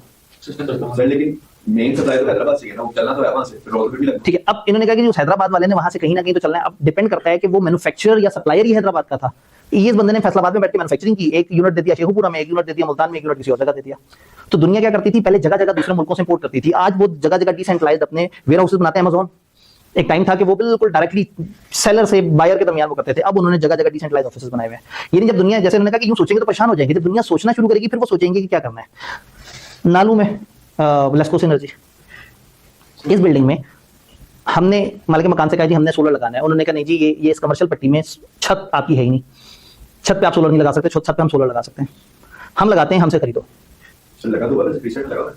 अब अगेन किन किन अरेंजमेंट्स में लगता है और क्यों फिर कॉलेजेस को शिफ्ट होना पड़ता है, उनके साथ क्या बुरी हो रही होती है। पीछे वाली बिल्डिंग में हमने लगाया, लग गया। आगे वाली बिल्डिंग में कानूनी तौर पे उनके पास ये इख्तियार था कि जी छत के ऊपर हम इस तरह की हरकत नहीं कर सकते। अब उन्होंने कहा जी सोलर हम लगाते हैं, आप हमसे खरीद लो, जो वापडा को पैसे देने हमें पैसे दे दो। अब टेक्निकली मैंने तो वापडा को पैसे देने, वापडा तेल जला रही है और एनर्जी बना रही है और ये सोलर से बना रहे हैं, तो मुझे जब एनर्जी चाहिए तो मैं, जब मुझे एक जैसी ही बिजली मिलनी है और मेरी एक जैसी कॉस्ट है, तो क्या मैं इस तरह के इदारे की तरफ शिफ्ट होके थोड़ी सी कंट्रीब्यूशन ऐड कर सकता हूं? हम लोगों के औसतन गर्मी में एक महीने में 11,000 यूनिट चलते थे, अब हमें तकरीबन 6,500 यूनिट्स तक ये सप्लाई करके दे देते हैं। वो एक्सप्लॉइट कर रहे हैं, हमसे वही रेट ले रहे हैं जो मार्केट में चल रहा है। ऐसा नहीं होना चाहिए, लेकिन ये ना होते तो मैं तो करना ही था। मेरे लिए वापडा से खरीदना, इनसे खरीदना दोनों बराबर हो गए। तो अगर कोई ज्यादा सस्टेनेबल तरीके से चल रहा है तो कम से कम मुझे ये दुख नहीं होगा कि मेरे इस कॉलेज ने साल में 1 लाख यूनिट्स जलाए और उस 1 लाख यूनिट सारे के सारे की वजह से जो मार्केट का में खराबी हुई, मैं उसका वजन तो ना लूं। तो जब सोचना शुरू करेंगे तो फिर छोटी छोटी बातों से ही तो मामला आगे बढ़ेगा। तो वही तो सोचना है और आप लोगों ने लोगों को सोचवाना है और इसी के बीच में अपना बिजनेस निकाल लेंगे। जब लोग कहेंगे यार एंज इदा किदा हो, तो फिर आप कहेंगे इदा एंज हो, तो फिर आप वो वैरायटी उन्हें देंगे जो उन्हें नहीं समझ आएगी। जब आप इथेन मीथेन के साथ नाइट्रस को मिक्स करके उन्हें कहेंगे कि इसकी स्कोप 3 में ये मसला है, वो कहेंगे यार ये इस बंदे को नौकरी दे देते हैं, ये सारी कहानी ऐसी कोई समझ आती है। तो मुश्किल चीज में भी तो अपॉर्चुनिटी है, तो सोचना तो है। किस बारे में? ब्रेक के बारे में। ब्रेक की तरफ चलते हैं ताकि आप मुझे फिर से बर्दाश्त कर सकें। 8:24 हो रहे हैं, 8:35, 11 मिनट की ब्रेक। ओके पक्का, ठीक है। 8:35 पे दोबारा मिलते हैं। तो जैसे ही ब्रेक हुई तो आप सब लोगों को जनाब चाय मिल गई अपने अपने पैसों की, लेकिन ये जो चाय लेने जाएगा बाइक पे जाएगा, उसे साइकिल पे जाना चाहिए। ये जो यूरोपियन मुल्क और बहुत सारे मुल्कों में जब एकदम से ये बहुत ज्यादा शुरू हो गया कि जी वहाँ पे साइकिल का इस्तेमाल बहुत ज्यादा बढ़ गया, साइकिल के लिए लेन्स वगैरह बढ़ गई, तो एक जमाना था पाकिस्तान ने साइकिल का कल्चर ज्यादा इंट्रोड्यूस कराया था, पाकिस्तान ने छोड़ दिया और दुनिया साइकिल पे शिफ्ट होना शुरू हो गई। एक जमाने में हमारे एक वज़ीर-ए-आज़म ने भी कहा था कि जितने भी गवर्नमेंट के ऑफिसर्स होंगे वो साइकिल पे आया जाया करेंगे। वो इस वक्त जो है ना वो इंतकामी कार्रवाई का शिकार हुए हुए, दुनिया को इतनी सस्टेनेबिलिटी हजम नहीं हुई। एक बात माननी पड़ेगी वैसे ना, इमरान खान का विजन बड़ा डिफरेंट था, वो किस जमाने में क्या समझा रहा होता था और लोगों को नहीं समझ आई। बस वही प्रॉब्लम वही है कि इंप्लीमेंटेशन भी थोड़ी सी अच्छी होती तो शायद जरा कौम को वो होता। इकोनॉमिक्स ऐसी जालिम चीज है कि ये जिससे हैंडल नहीं होती ना, वो कभी ईरान अमेरिका से आंखों में आंखें डाल के सारी बातें चल रही थी, इकोनॉमिक्स में मार खा गए। पाकिस्तान बाकी चीजों में, उसमें लड़ाई में, जहाज में, रशिया तोड़ने में, इंडिया से लड़ने में हमेशा जबरदस्त बेहतरीन, मार खा जाते हैं कि गरीब है, पैसे ही नहीं है। तो सस्टेनेबिलिटी बाकी दो चीजों से अकेले से पूरी नहीं होती, आपको इकोनॉमिक सस्टेनेबिलिटी भी चाहिए। बहरहाल स्कोप 1, 2, 3, स्कोप 1 के बारे में इंटरनेट पे मौजूद एक इदारे ने क्या खूबसूरत बात लिखी है। मैं जब स्लाइडें बना रहा था तो मैं सोचा मैं इतनी मेहनत क्यों कर रहा हूँ, थोड़ा सा गूगल किया तो बहुत सारे लोगों ने बड़ी प्यारी स्लाइडें बनाई हुई थी। मैं चलो थोड़ी सी तो अपनी मेहनत कम करूँ। कॉर्पोरेशन जो कि GHG प्रोटोकॉल कॉर्पोरेट स्टैंडर्ड्स को फॉलो कर रहे हैं, जो ग्रीन हाउस गैस से रिलेटेड वो कर रहे हैं, वो अकाउंट फॉर करेंगे अपने स्कोप 1, 2 और 3 मिशन, और यही IFRS S2 क्लाइमेट डिस्क्लोजर वगैरह की गाइडलाइन के साथ भी कवर होता है। मुझे असल में फीलिंग यही आई थी कि मैं इधर S2 शुरू करूंगा और उसमें बार-बार जब मिशन 2, 3 का जिक्र होगा तो आप कहेंगे सर ये क्या है वो क्या है, तो इसलिए बेहतर है कि हम पहले बेस वाले लेक्चर को समझ लें। स्कोप 1 कवर्स, अब अगेन हवा में बात हुई थी, अगर अंग्रेजी में पढ़ लेते हैं, direct emissions from sources and organisation owns, और वो सोर्सेज, वो चीजें जो हम ओन कर रहे हैं या कंट्रोल कर रहे हैं, वहां से जो डायरेक्ट एमिशन हो रही है वो क्या है, स्कोप 1। जैसे कि कंपनी के व्हीकल या कंपनी के बॉयलर्स में अगर फ्यूल वगैरह बर्न हो रहा है। स्कोप 1 एमिशन आर मेजर्ड, ये कैसे मेजर करेंगे, collecting direct data on fuels. आप ये देखेंगे कि हमारा डीजल कितना लगा, हमारी नेचुरल गैस कितनी लगी, हमारी गैसोलीन कितनी लगी, जो हमारे ओन या कंट्रोल एसेट्स थे जैसे कि व्हीकल्स या इस तरह की चीजें, और फिर उनके साथ एमिशन फैक्टर लगा दिया। फॉर एग्जांपल, मैं अगर इतने यूनिट्स ऑफ गैस चला के और उससे कार्बन डाइऑक्साइड क्रिएट कर रहा हूं, तो इतने यूनिट ऑफ गैस से कितनी कार्बन डाइऑक्साइड क्रिएट होती है। अगर मैं इतने ऑयल को जला रहा हूं तो कितने गैलन ऑयल को जलने से कितनी, जैसे अभी मैंने आपसे कहा हमारी 11,000 यूनिट्स की कंजम्पशन थी एक महीने की, तो मुझे अपने पूरे साल की कंजम्पशन पता होगी, गर्मी सर्दी औसत कम ज्यादा करके हम 1 लाख यूनिट जला रहे होंगे, तो एक यूनिट बनते हुए कितना ऑयल लगता है या उसके ऊपर कितना ऑयल जलता है, अगर मैं वो वाला फैक्टर पकड़ूंगा और अपने 1 लाख यूनिट से मल्टीप्लाई करूंगा तो मुझे समझ आ जाएगा कि कॉलेज की ये साफ सुथरी एक्टिविटी करने से मैंने एनवायरमेंट को कितना डैमेज किया। भाई हम तो धुआं भी नहीं निकालते, हम तो प्रोडक्शन भी नहीं कर रहे, स्टिल शायद हम एक फैक्ट्री से ज्यादा एनवायरमेंट को डैमेज कर रहे हैं। एक एजुकेशनल इंस्टीट्यूशन जो कि साफ सुथरा इदारा लगता है, तो जब गौर से देखते हैं तो पता लगता है कि हम क्या कर रहे हैं या हम किस तरह से। तो इसलिए ना अगर खाली लेवल 1 की बात हो तो लोगों को इतनी समझना है, स्कोप 1 के साथ स्कोप 2, स्कोप 3 तीनों चीजें चल रही हैं, ताकि आप इनडायरेक्टली भी समझें कि आपकी वजह से क्या क्या नुकसान हो रहा है। तो स्कोप 1 में हमने क्या किया, अपनी डायरेक्ट जो कंजम्पशन थी इन सारी चीजों की, और उसको मल्टीप्लाई कर दिया हमने एमिशन फैक्टर के साथ कि इतना कार्बन डाइऑक्साइड पर लीटर लगा, इतना केजी लगा, इतना फलाना लगा, ताकि हमें पता लग जाए कि हमने कितनी ग्रीन हाउस गैस इमिट की। यही एग्जैक्टली वो डिफरेंट गैसेज या एमिशन या डिफरेंट कार्बन फुटप्रिंट्स है जिनके फिर हिसाब किताब लगाते हैं। याद हमने कहा था कि इंडस्ट्री वाइज उन्होंने कह दिया आपने सुपर इमिट नहीं करना, और जब वो सुपर इमिट करेंगे तो उनको फाइन पेनल्टीज देनी पड़ेंगी। और अगर उनकी मजबूरी है, भाई हमारी मजबूरी है, हमने क्लासें करनी है, तो हमें क्या करना चाहिए, या दरख्त वगैरह लगाने चाहिए, या उन लोगों को पैसे देके उनसे पॉइंट्स खरीद लें जो दरख्त लगा रहे हैं। ये भी तो इनडायरेक्ट ही है ना, कोई और मैं एनवायरमेंट खराब कर रहा हूँ, कोई और एनवायरमेंट बेहतर कर रहा है, लेकिन मैं उसे पैसे दे रहा हूँ। तो जब मैं उसको अपने क्रेडिट में काउंट कर सकता हूँ, तो जब किसी और को मैं पैसे देके उसे बिजली ले रहा हूँ और वो गलत तरीके से कर रहा है, तो क्या वो मेरा खाता नहीं होना चाहिए? बेनिफिट तो ले लिए और लॉसेस दूसरे को दे दिए, तो गलत बात है। तो अब दुनिया को थोड़ा सा ज्यादा अकाउंटेबल होना पड़ेगा, और जब इतना अकाउंटेबल होंगे तो इसकी मेजरमेंट भी चेंज होगी। तो फॉर एग्जांपल पिछले दिनों एक ग्रुप मिला, वो कहते हैं कि हम एक बड़े मजेदार से एक छोटे से ऐप पे काम कर रहे हैं जो कि अकाउंटिंग और रिपोर्टिंग की छोटी छोटी सी नीड्स पे काम करेगी। तो आप कोई सजेशन दें कि हम उस ऐप के अंदर ऐसे क्या फीचर्स और रखें कि वो जरा ज्यादा सेलेबल हो जाए। मैं कहा आप उसमें सस्टेनेबिलिटी की जो मेजरमेंट की चीजें हैं वो भी बीच में ऐड कर दें, कि डिफरेंट चीजें, बस एंटिटी वाले बताएं हमने इतना ऑयल इस वक्त इस्तेमाल किया, आगे बैकएंड पे आपने वो फार्मूले लगाए, वो चीजें वो की हुई हो, ताकि जब उनकी रिपोर्ट जनरेट हो तो रिपोर्ट्स के साथ जो क्वालिटेटिव क्वांटिटेटिव दोनों तरह का जो सस्टेनेबिलिटी का डाटा वो भी सामने मिल जाए। तो अगेन देखिए, आज अगर एक कोई बंदा अपना एक छोटा सा ERP सॉल्यूशन बना रहा है और उसके अंदर वो सस्टेनेबिलिटी को इनकॉर्पोरेट करता है, तो दुनिया को सूनर और लेटर इसकी मेजरमेंट की जरूरत पड़ने वाली है। जिस दिन IMF ने कहा ना बगली केस नहीं देंगे जब तक तुम्हारे कम से कम इतने % इदारे सस्टेनेबल ना हो जाए, तो यही गवर्नमेंट ने हमारी हालत टाइट कर देनी है, ऑडिटर्स बिठा देने हैं, फिर ऑडिटर्स की हालत टाइट कर देनी है ओवरसाइट बोर्ड के थ्रू कि तुम लोगों ने भी गड़बड़ नहीं करनी। तो ये कभी भी अचानक से आतंक आ सकता है पाकिस्तान पे। अभी तक दुनिया थोड़ा सा लाइट ले रही है हमें, लेकिन अचानक से उन्होंने ये सारी चीजें मैंडेटरी कर देनी है। पाकिस्तान में बहुत सारी चीजें इस वक्त, कार्बन टैक्स और ये सारी चीजें तकरीबन अगले 1-1.5-2 सालों के अंदर चीजें बहुत ज्यादा इस तरफ जा रही है कि हमें, आप ये देखें आपको बहुत ज्यादा इलेक्ट्रिक स्कूटर्स और ये चीजें नजर आ रही हैं जो महंगे होते हैं। क्यों कर रहा है कोई इतना बिजनेस पाकिस्तान में? उसे कुछ नजर आ रहा है, उनको कोई गवर्नमेंट बेनिफिट दे रही है, उनको कोई उसके अंदर छूट है, उसके अंदर फाइनेंसिंग ईजी मिल रही है। तो अब दुनिया इस तरफ जा रही है, तो हम सोचेंगे ना सोचें, जैसे हम इतना क्यों सोचें, हम नहीं सोचेंगे कौन सोचेगा। जब हम इतना सोच लेते हैं कि एक चीज को हमने यूं डेबिट करना, यूं क्रेडिट करना है, जब आप यूं सोच लेते हैं कि पर यूनिट कॉस्ट के अंदर वेरिएंस आया कि आपका लेबर जो है आधा घंटा वो फारिग बैठा था और उसकी वजह से 13 रुपए का फर्क आ गया आपकी प्रोडक्ट की कॉस्टिंग में, जब हम इतना डीप जा सकते हैं अकाउंटिंग के लिए, तो इनके लिए भी जा सकते हैं। तो स्कोप 1 तो है सीधा सीधा हमारी डायरेक्ट जो हमने तबाहकारियां की। जैसे कि अगर तस्वीरी तरीके से देखें तो आपकी ऑन साइट जो भी मैन्युफैक्चरिंग है, आपकी जो फ्यूल कंबशन है, आपकी कंपनी के जो व्हीकल्स है, आपके अपने डिफरेंट प्रोसेसेस से जो एमिशंस हो रही हैं, आपके अपनी कंपनी का जो भी सेटअप है, जो भी हमारी कंपनी की डायरेक्ट एक्टिविटी से डायरेक्टली इमिट हो रहा है, वो सारा का सारा हमारे स्कोप 1 में है। स्कोप 1 हम सब लोगों को अच्छी तरह से क्लियर है। स्कोप 2 के बारे में वही इंटरनेट पर बड़ी अच्छी स्लाइड बनाने वाले क्या कहते हैं। Scope 2 covers indirect emission from purchased energy. Indirect emissions हैं और ये कहां से आई हैं? परचेज एनर्जी से। फॉर एग्जांपल इलेक्ट्रिसिटी पाकिस्तान में बहुत कॉमन है, स्टीम, हीटिंग और कूलिंग। अब होटल्स वगैरह को स्टीम भी चाहिए, और फिर जाहिर है दुनिया भर में बात हो रही है, तो पाकिस्तान में जब हमें अपने घर ठंडे चाहिए तो दुनिया का एक बहुत बड़ा कहता है जिनको घर गर्म चाहिए। तो जिस तरह से सेंट्रली एयर कंडीशन होता है, इसी तरह से सेंट्रली एयर हीटेड सिस्टम भी होता है। तो जो सेंट्रली हीटेड सिस्टम होता है वो कनाडा जहां -50 टेम्परेचर है इस वक्त, तो उस टाइम पे वो अपने घरों के अंदर बहुत कंफर्टेबल बैठे हैं। क्यों? क्योंकि उनका सेंट्रली हीटेड सिस्टम है। वो सेंट्रली हीटेड सिस्टम या तो उन्होंने खुद क्रिएट किया है अपनी एनर्जी से, या वो किसी से उसको बाय कर रहे हैं और जहां से उस चीज की सप्लाई आ रही है। तो अगेन चूंकि ये इंटरनेशनल बातें हैं तो इसमें हीटिंग की बात ज्यादा नजर आती है। पाकिस्तान में हमारे लिए सबसे ज्यादा आसान है इसको समझना इलेक्ट्रिसिटी की मद में। तो हमारी इलेक्ट्रिसिटी या अगर हमें स्टीम या हीटिंग या कूलिंग कोई भी इस तरह की चीज अगर हमें चाहिए purchase energy, although this emission occurs off site. तो स्कोप 1 था on site, scope 2 off site है। At the utility provided they are attributed to your organization because of your energy consumption. अब इसको कैसे मेजर करें? इसको मेजर करने के लिए आप टिपिकली मेजर करते हैं कि आपने कितनी एनर्जी कंज्यूम की। फॉर एग्जांपल आपके किलोवाट आवर कितने थे, या गीगाजूल्स आपने कितने यूज किए जी।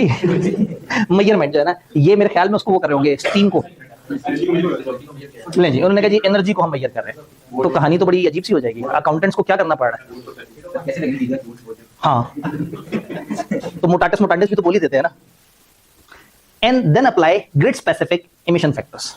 आपने क्या किया? आपने कहा मैंने इतनी बिजली इस्तेमाल की, इतनी स्टीम इस्तेमाल की, इतना फलाना इस्तेमाल किया। बिजली जैसे मैंने कह दिया इतने यूनिट्स। अब मुझे वो फार्मूला पता है कि इतने यूनिट मल्टीप्लाई बाय इस रेट इज इक्वल टू इतनी कार्बन डाइऑक्साइड।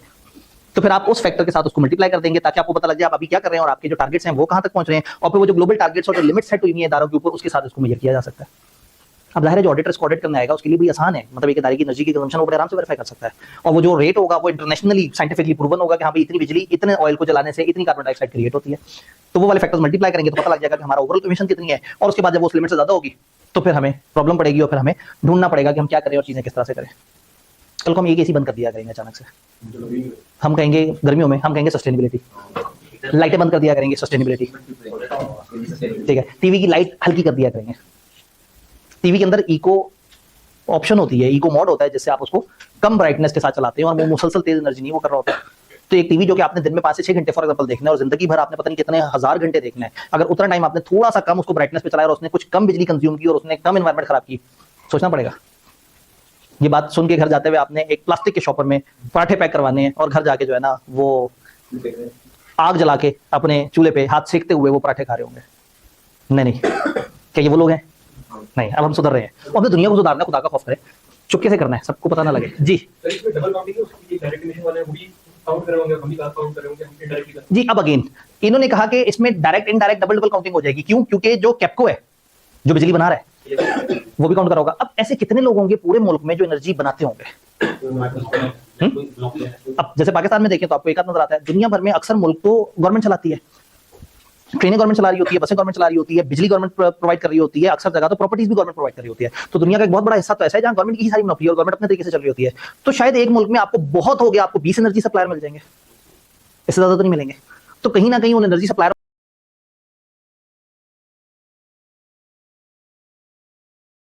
ट्रेनें गवर्नमेंट चला रही होती है, बसें गवर्नमेंट चला रही होती है, बिजली गवर्नमेंट प्रोवाइड कर रही होती है, अक्सर जगह तो प्रॉपर्टीज भी गवर्नमेंट प्रोवाइड कर रही होती है। तो दुनिया का एक बहुत बड़ा हिस्सा तो ऐसा है जहां गवर्नमेंट की सारी मोनोपोली और गवर्नमेंट अपने तरीके से चल रही होती है। तो शायद एक मुल्क में आपको बहुत हो गया, आपको 20 एनर्जी सप्लायर मिल जाएंगे, इससे ज्यादा तो नहीं मिलेंगे।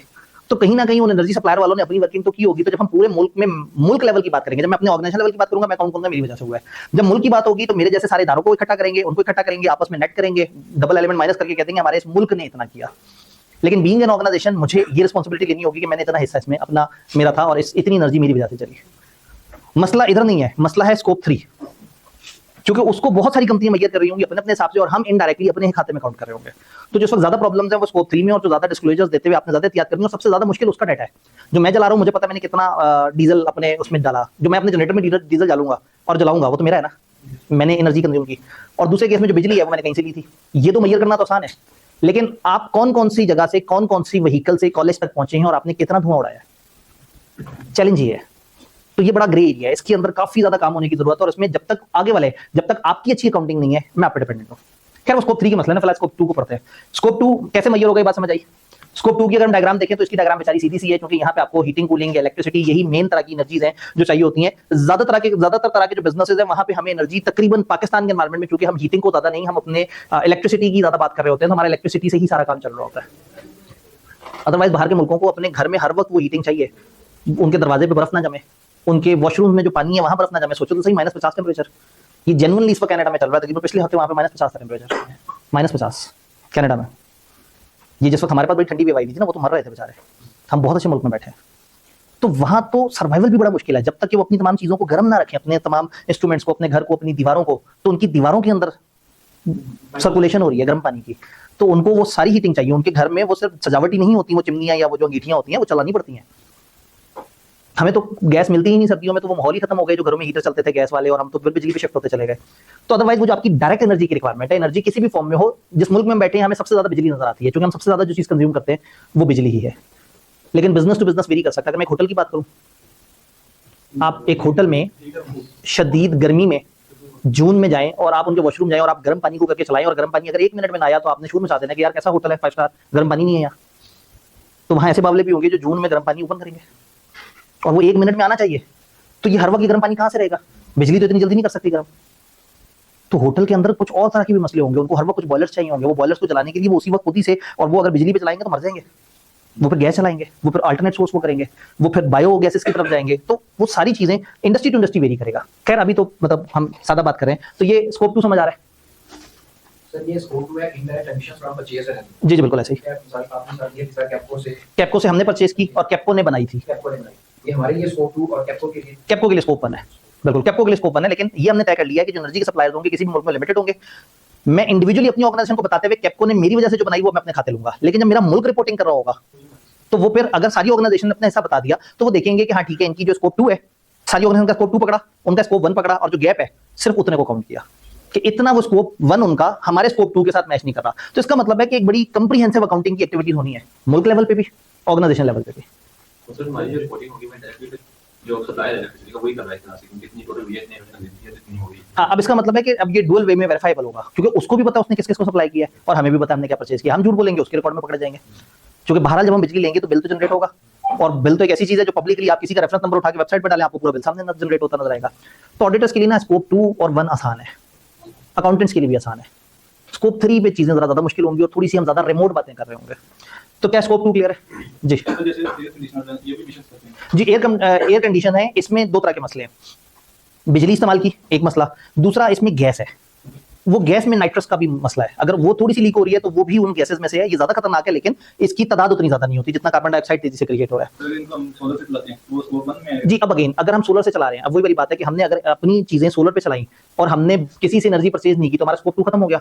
और स्कोप 1 में अगर हमने सोलर से बिजली लेके और इनको वो किया तो ज्यादा से ज्यादा अगर इन्होंने कोई अपने तौर पे कोई खतरनाक गैस रिलीज की तो की, हमने बचा लिया। तो इसका मतलब यही है कि हम जितना ज्यादा से ज्यादा इस सोलर या उस तरह के सोर्सेज की तरफ जाएं जो हवा से बिजली जनरेट हो रही है, पानी से बिजली जनरेट हो रही है। आप देखें पाकिस्तान में तो कहते हैं कि ये दुनिया का बेहतरीन नहरी निजाम है, फिर पाकिस्तान में इतने जालिम ग्लेशियर हैं, और पाकिस्तान का मतलब ज्यादातर कई मुल्क से बर्फ से होते हैं, हमारे पास बर्फ भी है और फिर ढलान भी है कि वो नॉर्दर्न एरिया से सारा वो होगा और वो ढलान पे आहिस्ता आहिस्ता कराची की तरफ सफर कर रहा होगा, कुछ बलोचिस्तान की तरफ निकल जाएगा, कुछ कराची और अल्टीमेटली समुद्र में चला जाएगा। तो हमारे पास बहुत आइडियल ऐसे प्लेसेस हैं जहां पे हम बिजली बना सकते हैं। तो हमारे पास तो दुनिया तो अभी परेशान हो रही है, हमारे पास तो नेचुरली पानी से बिजली क्रिएट हो जानी थी मिनिमम कार्बन डाइऑक्साइड क्रिएट करके। तो अगर हम उस तरह के डैम्स पे काम करें जो कि पानी के प्रेशर से बिजली बनाए, पानी के प्रेशर को मैकेनिकल एनर्जी में कन्वर्ट करें और वो घूमे, टरबाइन चले और उससे बिजली जनरेट हो। हाँ, वो जो टरबाइन चलेगी उसके अंदर भी कुछ एनर्जी चाहिए होगी, जाहिर है हम एब्सोल्युटली जीरो पे नहीं जा सकते, लेकिन एक बेहतरी की तरफ जा सकते हैं। तो अब सोलर ने काफी ज्यादा मामला हल कर दिया। फिर बहुत ज्यादा ऐसे खेते हैं जहाँ पे तेज हवा चलती है, तो इस सिंध में आपको किसी अच्छे मिनिस्टर के किसी अच्छे टाइम पे लगाए हुए आपको वो हवा के वो बिजली घर भी मिल जाते हैं, जो कि वैसे अगर आप ट्रेन से सफर कर रहे हो तो आपको रास्ते में नजर आते हैं, वो भी बिजली जनरेट कर रहे होते हैं।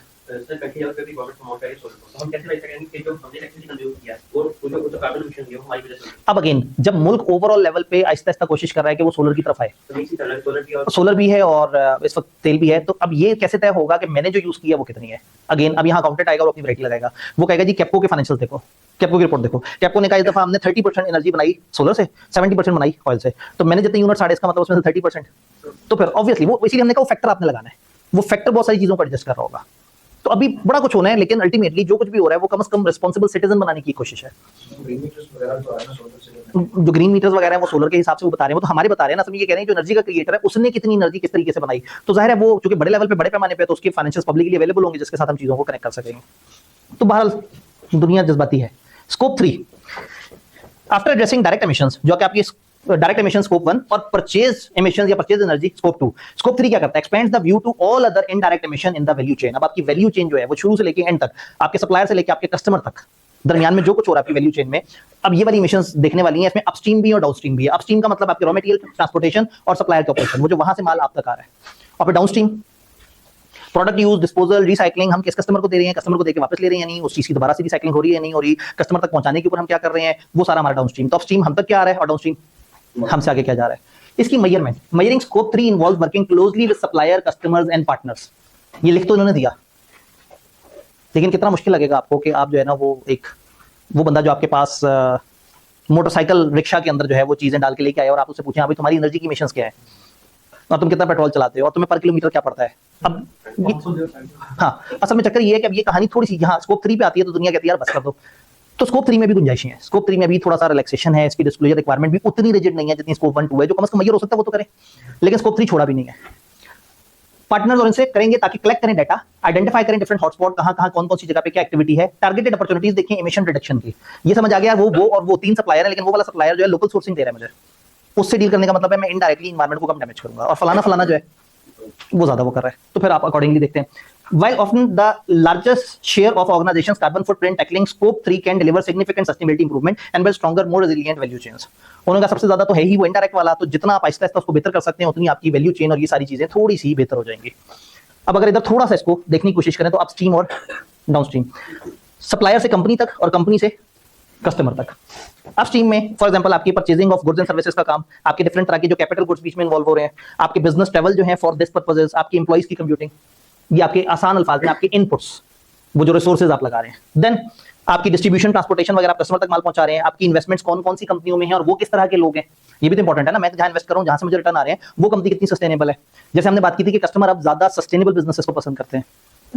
लीज एसेट्स और फ्रेंचाइजेस, इसमें क्या होगा, जो आपकी फ्रेंचाइजेज है, आप केएफसी कहीं और बैठा है और पाकिस्तान में केएफसी चला रहा है और उसकी जो हरकतें चल रही हैं वो उतना ओन्ड और कंट्रोल नहीं है बाहर वाले केएफसी के लिए, लेकिन उसकी वजह से इसने जो किया वो किया उस केएफसी की वजह से, उसका नाम लेके किया। स्कोप 3 थोड़ा सा ज्यादा, आपकी प्रोडक्ट यूज, आपका उसका डिस्पोजल किस तरह से हुआ है, क्या वो प्रोडक्ट देने के बाद दोबारा ली गई। हम एक एक्टिविटी करते थे, हम जिन बच्चों को एक सेशन में किताब देते थे, अगले सेशन में उन्हें कहते थे आप अपनी किताब हमें दे सकते हैं, जितने की किताब है उसकी डबल अमाउंट हम आपको क्रेडिट देंगे, आप हमारी क्लासेस में एडमिशन लें और उतनी अमाउंट के डिस्काउंट ले लें। बच्चे जोशो खरोश से क्लास किताबें आके हमें अच्छी 700 किताबें मिला के देते थे। हम नए वाले बच्चों को वो वाली किताबें दोबारा से फ्री ऑफ कॉस्ट दे देते थे, जो जिनको प्रॉब्लम होता था। तो अब अगेन छोटे छोटे से इनिशिएटिव्स होते हैं। आप आज सोचना शुरू हुए, आज आप लेक्चर सुन के जज्बाती हो गए, हम थोड़ा सा पहले जज्बाती हो गए थे, कुछ और लोग उससे पहले जज्बाती हो गए थे, तो अंग्रेज 1970 में जज्बाती हो गए थे, क्योंकि वो तब तक बेहतर हो गए थे, हम तो अपने मुल्क के लोगों से लड़ते रह गए। ठीक है, तो अगेन अच्छाई की तरफ है। और अगेन अगर हम ये सोचेंगे नहीं इनका इंपैक्ट नहीं है, तो इंपैक्ट है, थोड़ा थोड़ा सा इंपैक्ट है। जैसे देखिए ना, बातें करते करते मैंने आपको बताया कि हम 1 लाख यूनिट चला रहे हैं।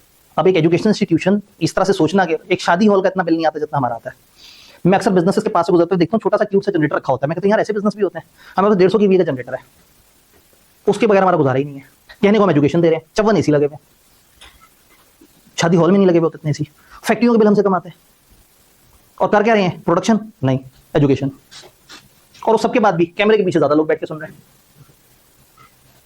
तो अगर ऐसे ही होना है तो फिर फिजिकल क्लासेस की हैपनिंग नहीं होनी चाहिए। आहिस्ता आहिस्ता दुनिया उस तरफ आ रही है, आहिस्ता आहिस्ता जूम पे लेक्चर्स हो रहे हैं, आहिस्ता आहिस्ता से बड़े बड़े सेशंस खत्म हो गए हैं। एक ट्रेनिंग ऑर्गेनाइजेशन का हमारा एक प्लान था, हमने जाके मिडिल ईस्ट में मुख्तलिफ जगह पे देखा, तो आहिस्ता आहिस्ता ट्रेनिंग ऑर्गेनाइजेशन खत्म हो गई है। अब ऑनलाइन ट्रेनिंग का कॉन्सेप्ट आ गया। अब कंपनियों का अपना इन हाउस एचआर है और वो ट्रेनिंग परचेज करते हैं, ऑनलाइन ट्रेनिंग होती है, उसके मुताबिक काम करते हैं। तो दुनिया अब चाह रही है कि उनकी वजह से कार्बन की इमिशंस उस तरह से ना हो और कार्बन फुटप्रिंट्स उनके बेहतर हो जाए। जब सारे ऐसे सोचना शुरू कर देंगे तो चीजें बेहतर हो जाएंगी। फिर भी कुछ गरीब मुल्क होंगे जो उल्टी सीधी हरकतें कर रहे होंगे, तो फिर बाहर वालों ने छोड़ना नहीं है। और हमें पकड़ना तो बहुत आसान है, हम तो मकरूज हैं। हमें तो IMF ही कह देगा भाई अब अगले साल तुम्हारी कम से कम 2000 ऑर्गेनाइजेशन की ये वाली रिपोर्ट मुझे चाहिए। मैं इस पे अब जब उन ऑर्गेनाइजेशन को समझ ही नहीं आएगी रिपोर्ट कैसे बनाए, अब सुधरते सुधरते तो 10-12 साल चाहिए, लेकिन रिपोर्ट तो आज चाहिए। वो फिर गूगल पे सर्च करेंगे सस्टेनेबिलिटी, आप लोगों के नाम आ जाएंगे। आपने अपना गूगल एड्रेस बनाया हुआ होगा, आपने गूगल की प्रोडक्ट बनाई हुई होगी, आपने अपना लिंक्डइन पे प्रोफाइल बनाई हुई होगी, सस्टेनेबिलिटी वॉलंटियर, सस्टेनेबिलिटी एक्सपर्ट तो चलो बात की बात है, लेकिन कम से कम सस्टेनेबिलिटी वॉलंटियर, सस्टेनेबिलिटी सोल्जर, ठीक है, सस्टेनेबिलिटी स्टूडेंट, सस्टेनेबिलिटी कंसल्टेंट। तो फिर वो कहेंगे यार इन्हीं को कुछ पता होगा, पता नहीं IMF क्या चाह रहा है। IMF जो चाह रहा है वो गवर्नमेंट को कहेगा, गवर्नमेंट बहुत जोर से कहेगी नीचे वालों को। तो फिर जब उन्हें कुछ नहीं समझ आएगी तो उनको कुछ ना कुछ तो करना पड़ेगा। एक तरीका ये है कि वो लोगों के पास जाएं, वो लोग पैसे लेंगे, 2 नंबरी करेंगे, अच्छा काम नहीं करेंगे, व्हाई नॉट कि वो आपके पास आए। आप 2 नंबरी नहीं करेंगे, पैसे आप भी लेंगे, पैसे लेने में मसला नहीं है, लेकिन कम से कम पैसे लेके आप काम अच्छा करें, उस समाज की बेहतरी में आपका किरदार हो। अगर आपने झूठी रिपोर्टें देनी शुरू कर दी तो कहानी आउट हो जाएगी। तो हमारे सिलेबस में एक अच्छी खासी वेटेज के लिए एथिक्स भी ऐड है, इनके अपने एथिक्स, जो कि उन्होंने उन एथिक्स को कॉपी पेस्ट करके बनाए हैं, अश्योरेंस के स्टैंडर्ड, ऑडिट के स्टैंडर्ड को कॉपी पेस्ट करके बनाए हैं, लेकिन कम से कम उनको एक टोन दे दिया है। सर ये स्कोप 1 2 3 सिर्फ एनवायरमेंटल फैक्टर्स का सोचते हैं, सोशल और इकोनॉमिक। जी, अब अगेन फिलहाल हम इस वक्त जो बात कर रहे हैं वो ग्रीन हाउस गैसेस के कॉन्टेक्स्ट में बात कर रहे हैं, तो इस वक्त हम सोशल और वो इकोनॉमिक को साइड पे कर रहे हैं। इस वक्त ये फिजिकल एनवायरमेंट के कॉन्टेक्स्ट में बात हो रही है, क्योंकि हम एक्जैक्टली सिर्फ ग्रीन हाउस गैस की बात करें। इसका मतलब क्या होगा कि जब आप अपने सस्टेनेबिलिटी रिपोर्ट में डिस्क्लोजर दे रहे होंगे तो जो आपके सोशल रिलेटेड बातें होंगी वो कुछ और फंडामेंटल्स पे चल रही होंगी, इकोनॉमिक रिलेटेड बातें होंगी वो फंडामेंटल आपको पहले से ही पता है अकाउंटिंग स्टैंडर्ड में। तो फिर जब एनवायरमेंट वाली बातें होंगी तो वहां अक्सर होगा कि भाई ग्रीन हाउस गैसेस का बताओ। इसका मतलब आपके environmental disclosure and climate related disclosure में एक बहुत इंपॉर्टेंट डिस्क्लोजर क्या होगा, ग्रीन हाउस गैस। तो इसीलिए फिर ये टॉपिक इतना डिजर्व करता था कि हम एक सेपरेट लेक्चर में इसको पूरे को समझें, ताकि जब हम इसका आईएफआरएस के साथ जिक्र करें तो फिर उस वक्त हमें पता हो कि हम क्या एग्जैक्टली बात कर रहे हैं। जी, स्ट्रीम समझ आ गया। ओके, कि हम लोगों ने ऑर्डर किया, अगर कहते हैं हम लोग की वजह से क्या-क्या हो रहा है, इनडायरेक्टली हम लोग की वजह से क्या-क्या हो ठीक रहा है। हम लोग 110 हमने 110 रॉ मटेरियल कंपनी के मोबाइल कहां से मंगवाए, किससे मंगवाए, ठीक हो गया। डाउनस्ट्रीम हम पर किस तरह वाली वो तो हमने कस्टमर मंगवा रहा है। जी, अब अगेन इन्होंने कहा डाउनस्ट्रीम हमसे किस तरह से हो रहा है कि कस्टमर हमसे मंगवा रहा है। फिर वही वाली बात कि मेरा कस्टमर कहाँ कहाँ है। मैं एग्जांपल देता हूँ। मुझे एक बच्चे ने कहा कि सर कराची में मुझे आपकी किताब चाहिए, तो क्या मैं लाहौर वाले भाई साहब को रब्ता करूँ और मुझे कोरियर करेंगे। तो मैंने उसे कहा कि भाई एक टाइम था, इनके आपस में फटे वगैरह चल रहे हैं, एक टाइम था कि कराची वाला बंदा बल्क में यहाँ से किताबें उठा के वहां रख लेता था। अब अगर 500 बच्चे कराची से किताब मंगवा रहे हैं और वो 500 के 500 को लाहौर वाला बंदा दे रहा है और मुझे पता है, तो मुझे तड़पना चाहिए। मैं उसको कहूँ भाई कराची में फलाना बंदा बैठा हुआ है, सीपीपी वाला बैठा हुआ है, बुक पॉइंट वाला, आप उसको भेजो 200 किताबें। वो जब 200 किताबें एक कोरियर से मंगवाएगा, एक दफा के उसे मंगवाएगा, तो वो 200 पे पर यूनिट कम पड़ेगा। और फिर वो जब वहां पे लोकली साइकिल पे या मोटरसाइकिल पे अपने बच्चे को भेज देगा कि तुम मुख्तलिफ जगह पे वो करो, तो उसका इंपैक्ट कम होगा। तो अगेन मेरी, अगर मुझे पता है कि कैफ सीफैप की मिला के अगर 15,000 किताब पूरे पाकिस्तान में एक सेशन में जा रही है, तो ये 15,000 किताब में से कम 7-8 हज़ार किताबों की डिलीवरी का रूट कम करवा सकता हूँ मैं टाइमली इन्वॉल्व होकर। और अगर मैं ऐसा नहीं कर रहा तो मैं वो खराब इंपैक्ट क्रिएट कर रहा हूँ, तो मैं भी कंट्रोल कर सकता हूँ। वही वाली बात है, आपको खत्म करने को कोई नहीं कह रहा, डिलीवरी खत्म नहीं करनी, लेकिन थोड़ी सी स्ट्रीमलाइन कर लेनी है। इंटरेस्टिंगली जब मैं एनवायरमेंट के बारे में सोचूंगा ना, मेरा खर्चा भी कम हो जाएगा। ये थ्रू आउट आपने देखा है, हम जो भी बात कर रहे हैं सस्टेनेबिलिटी, मैंने कहा इसी बंद कर देंगे तो बिजली मेरी तो बचेगी। तो ये सारी चीजें अल्टीमेटली हमें भी फायदा दे रही हैं, तो हमें ये पैसों में भी फायदा दे रही हैं। ये हमारी फील्ड का फ्यूचर भी है, हमें इसकी वजह से नौकरियां, जॉब, बिजनेस, कंसल्टेंसी वगैरह भी मिल रही है, और जो हम समाज की सेवा कर रहे हैं वो तो अबव ऑल है। और एक छोटा सा ऑब्जेक्टिव और भी है, पेपर भी पास हो रहा है, वो सबसे छोटा ऑब्जेक्टिव है। हम बहुत ऊपर फ्लाइट पे चल रहे हैं, पेपर तो इंशाल्लाह पास हो जाना है। मैं कह रहा हूँ कि पेपर पास होना तो बहुत छोटा स्टेप है, मैं अगले स्टेप को सोच रहा हूँ। अल्लाह करे आप लोग भी वैसे ही सोच रहे हो। आप सोच रहे हैं कि टाइम कितना रह गया आज के लेक्चर का।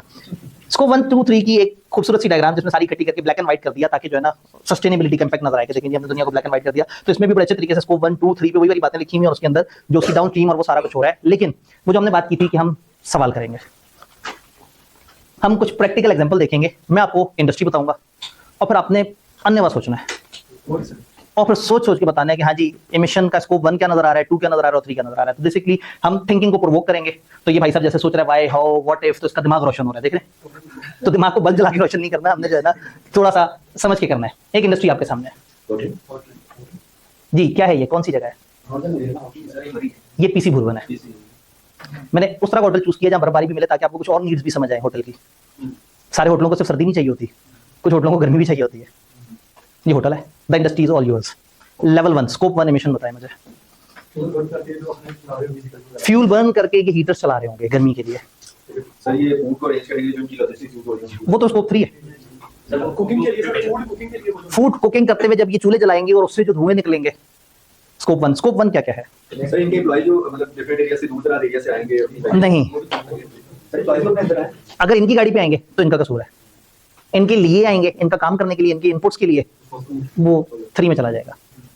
हाँ, इनकी गाड़ी पिक करके लेके आए तो इनका खाता। जो मशीनरी लगी हुई है वो कैसे खर्च करिए इनकी जो मशीनरी लगी हुई है उसमें से अजीब अजीब सी गैसेस निकलेंगी, जिनमें से कुछ हमारी ग्रीन हाउस गैसेस भी हो सकती हैं। इनका वेस्टेज जो है, जो इनकी वजह से वेस्टेज क्रिएट हो रहा है वो है। इनकी वजह से जो वेस्टेज क्रिएट हो रहा है, वेस्ट जब कहीं पड़ा हुआ होगा तो उसमें से अजीब अजीब सी गैसेस निकलेंगी, जिनमें से कुछ वाली हो सकती है। जैसे मैंने आपको कॉमन गैसेस बताई थी, 9-10 के करीब ज्यादा टिपिकल गैसेस होती हैं। आप सर्च करेंगे तो अक्सर के पीछे जो है ना वो वेस्ट और वेस्ट से जनरेट होने वाली जो चीजें हैं उसमें भी बहुत ज्यादा गैसेस होती हैं। फिर वो वेस्ट जब जलता है तो अगर ये वेस्ट अपना गलत तरीके से डिस्पोज कर रहे हैं तो उससे भी नुकसान होगा जी। इनके पास जनरेटर भी होगा, इनके पास ऑब्वियसली जनरेटर भी होगा, लाइट जाएगी और अक्सर जाती रहती होगी। तो जब इनका जनरेटर चलता होगा तो वो जनरेटर, बिजली होती तो बिजली से तो होटल को बिजली दे देते, बिजली नहीं है तभी तो जनरेटर की जरूरत पड़ी, तो अब वो जनरेटर कैसे चलेगा? Diesel, oil, gas. तो आप गैस जलाएंगे, गैस मसला नहीं है, गैस का जलाना मसला है। ऑयल मसला नहीं है, ऑयल का बर्न होना मसला है। और सर ये रेनोवेशन करते हैं तो ये ग्रीनरी है, ये इसको मजीद कंज्यूम कर लेंगे, कंस्ट्रक्शन में नहीं। हाँ, अब अगेन अगर ये कमरे बनाते बनाते इस ग्रीनरी को खत्म कर रहे हैं तो उसकी वजह से भी ऑब्वियसली डिफॉरेस्टेशन हो रही है और कार्बन डाइऑक्साइड जो है वो जो खत्म हो सकती थी वो नहीं हुई। तो अगेन इसमें फिर एक नेट का कॉन्सेप्ट भी होता है, आपने दी कितनी, आपने ली कितनी एनवायरनमेंट से। तो ये थोड़ा सा आगे की बात है, इंशाल्लाह तकरीबन 3-4 लेक्चर बाद हम ये नेट वाली बात भी करेंगे। और मोबाइल फोन चलते हैं उनकी बिजली किसी का अगर ऐसे बात है तो ठीक है, वो जो मोबाइल फोन यूज कर रहे होंगे उनकी बिजली, शुक्र है उन्होंने ये नहीं कह दिया कि यहाँ खड़े होकर लोग जो सूटे लगा रहे होंगे उसमें से भी कुछ ना कुछ वो निकल रहा होगा। देखिए ना, ये मुख्तलिफ बैल्कनी बैठी हुई है ये, और इसके अंदर जो है ना, इस वाले कमरे के किराए और इस वाले कमरे के किराए में कम से कम 15,000 का फर्क होता है, क्योंकि उधर से वैली नजर आती है, इधर से गार्डन नजर आता है। होटल तो इस हद तक खेलते हैं, इनके कुछ कमरे दूसरी तरफ भी होते हैं जहाँ गाड़ियों की पार्किंग है, उसके पैसे और कम होते हैं। यहाँ कॉर्नर वाला वो चक्कर नहीं होता। सर अगर इनके एम्प्लॉइज स्मोकिंग कर रहे हो तो उसको बंद अब अगेन ये जो एम्प्लॉइज की स्मोकिंग है, इसका क्या किया जाए? इसको मोर ऑफ हम सोशल इशू की तरफ जाएंगे, हम उन्हें सुधारने की कोशिश करेंगे, हम अपने प्रेमिसेस में स्मोकिंग बंद करवा देंगे। हम लोगों से कहेंगे कि होटल के अंदर स्मोकिंग मना है। तो दुनिया में अब लोग ओपनली सिगरेट भी नहीं पी सकते। बहुत सारे मुल्कों में आप जाएंगे तो वहाँ पे जो है ना, आप कहीं से गुजर रहे होंगे तो कुछ बेचारे 3-4 लोग ना एक इतने से वो बॉक्स के साथ इकट्ठे हुए होंगे, तो आप सोचेंगे इनको क्या परेशानी है, यहाँ क्यों इकट्ठे हैं? तो लोग बताएंगे ये सिगरेट पीते हैं, इनसे बाज नहीं रहा जाता। तो उनके लिए स्मोकिंग के छोटे छोटे से वो पोर्शन बनाए हुए हैं। तो मतलब आप कराची बीच पे जाएं, वहाँ लोग स्मोकिंग भी कर रहे हैं, चीजें फेंक रहे हैं। आप दुबई बीच पे जाएं तो वहाँ उन्होंने जोन बनाए हुए हैं और वहाँ कुछ स्मोकिंग करके दिखाए, इतना फाइन लगाएंगे कि हालत टाइट हो जाए। आप जो मर्जी कहते रहे कि जी मैं तो बहुत ज्यादा ई सिगरेट्स पे आना चाहिए, सस्टेनेबल वेप, मोर सस्टेनेबल। अब वेप के अंदर जो गैस है, पता नहीं वो ग्रीन हाउस गैस निकली तो बस फिर हो गया काम जी। स्कोप 1 हमें काफी हद तक समझ आया है। स्कोप 2 जो सेंट्रलाइज हीट सिस्टम अगर जनरेट कर रहे हैं तो स्कोप 1, परचेज कर रहे हैं तो स्कोप 2। बिजली परचेज कर रहे हैं, बिजली ने बहुत ज्यादा चाहिए। खाना पकाने के लिए जो गैस खरीद रहे हैं, कंस्ट्रक्शन के लिए जो मटेरियल यूज कर रहे हैं, उससे क्या होगा? वेंडर किस तरह बना रहे हैं ये देखिए। अब वो स्कोप 3 में क्यों नहीं लेके जाना चाह रहे आप? सर परचेज तो बंद नहीं आएगा। परचेज में आपने एनर्जी ध्यान में रखनी है। वो बंद नहीं आएगा कि होटल की एक्टिविटी है। हाँ, अगेन होटल ने उससे वो क्या किया, यानी कि अगर आप कंस्ट्रक्शन अपने पास ऑन साइट शुरू कर देते हैं और उसकी वजह से मतलब आप उस कंस्ट्रक्शन के बीच में कुछ सीमेंट जला रहे हैं, उसको साथ मिक्स कर रहे हैं और उससे जो धुआं उठ रहा है वो तो आपके खाते हैं। लेकिन आप किसी और कंस्ट्रक्टर को कहते हैं तुम आके काम करोगे, वो बस स्कोप 3 में चला गया। सर ये सोलर पैनल मंगवाते हैं तो जिस कम्यूट पे आ रहा है वो भी स्कोप के अंदर जी। अब अगेन अगर ये सोलर पैनल मंगवाते हैं, अब अगेन सोलर पैनल से मसला काफी हद तक तो ईजी हो जाता है, लेकिन कम से कम उसके मंगवाने तक का जो है उतना तो इनको खाता करना पड़ेगा। वो वैसे नेट हो जाएगा। असल में अभी हम नेट तक नहीं ना पहुंचे, वो अभी नेट वाली बातें आगे आनी है कि आपने जी। अब अगेन ये डिपेंड करता है कि आपने वही वाली बात कि आप परचेज कर रहे हैं किसी से और वो कुछ सोलर और कुछ ऑयल पे कर रहा है तो हम स्कोप 2 में करते हैं। आपने अब अगर सामान मंगवाया है और सामान आपने अपने पास यूज करना, तो सामान मंगवाने के लिए तो बेसिकली आपको डाउनस्ट्रीम अपस्ट्रीम काम करना पड़ा, स्कोप 3 में चला गया।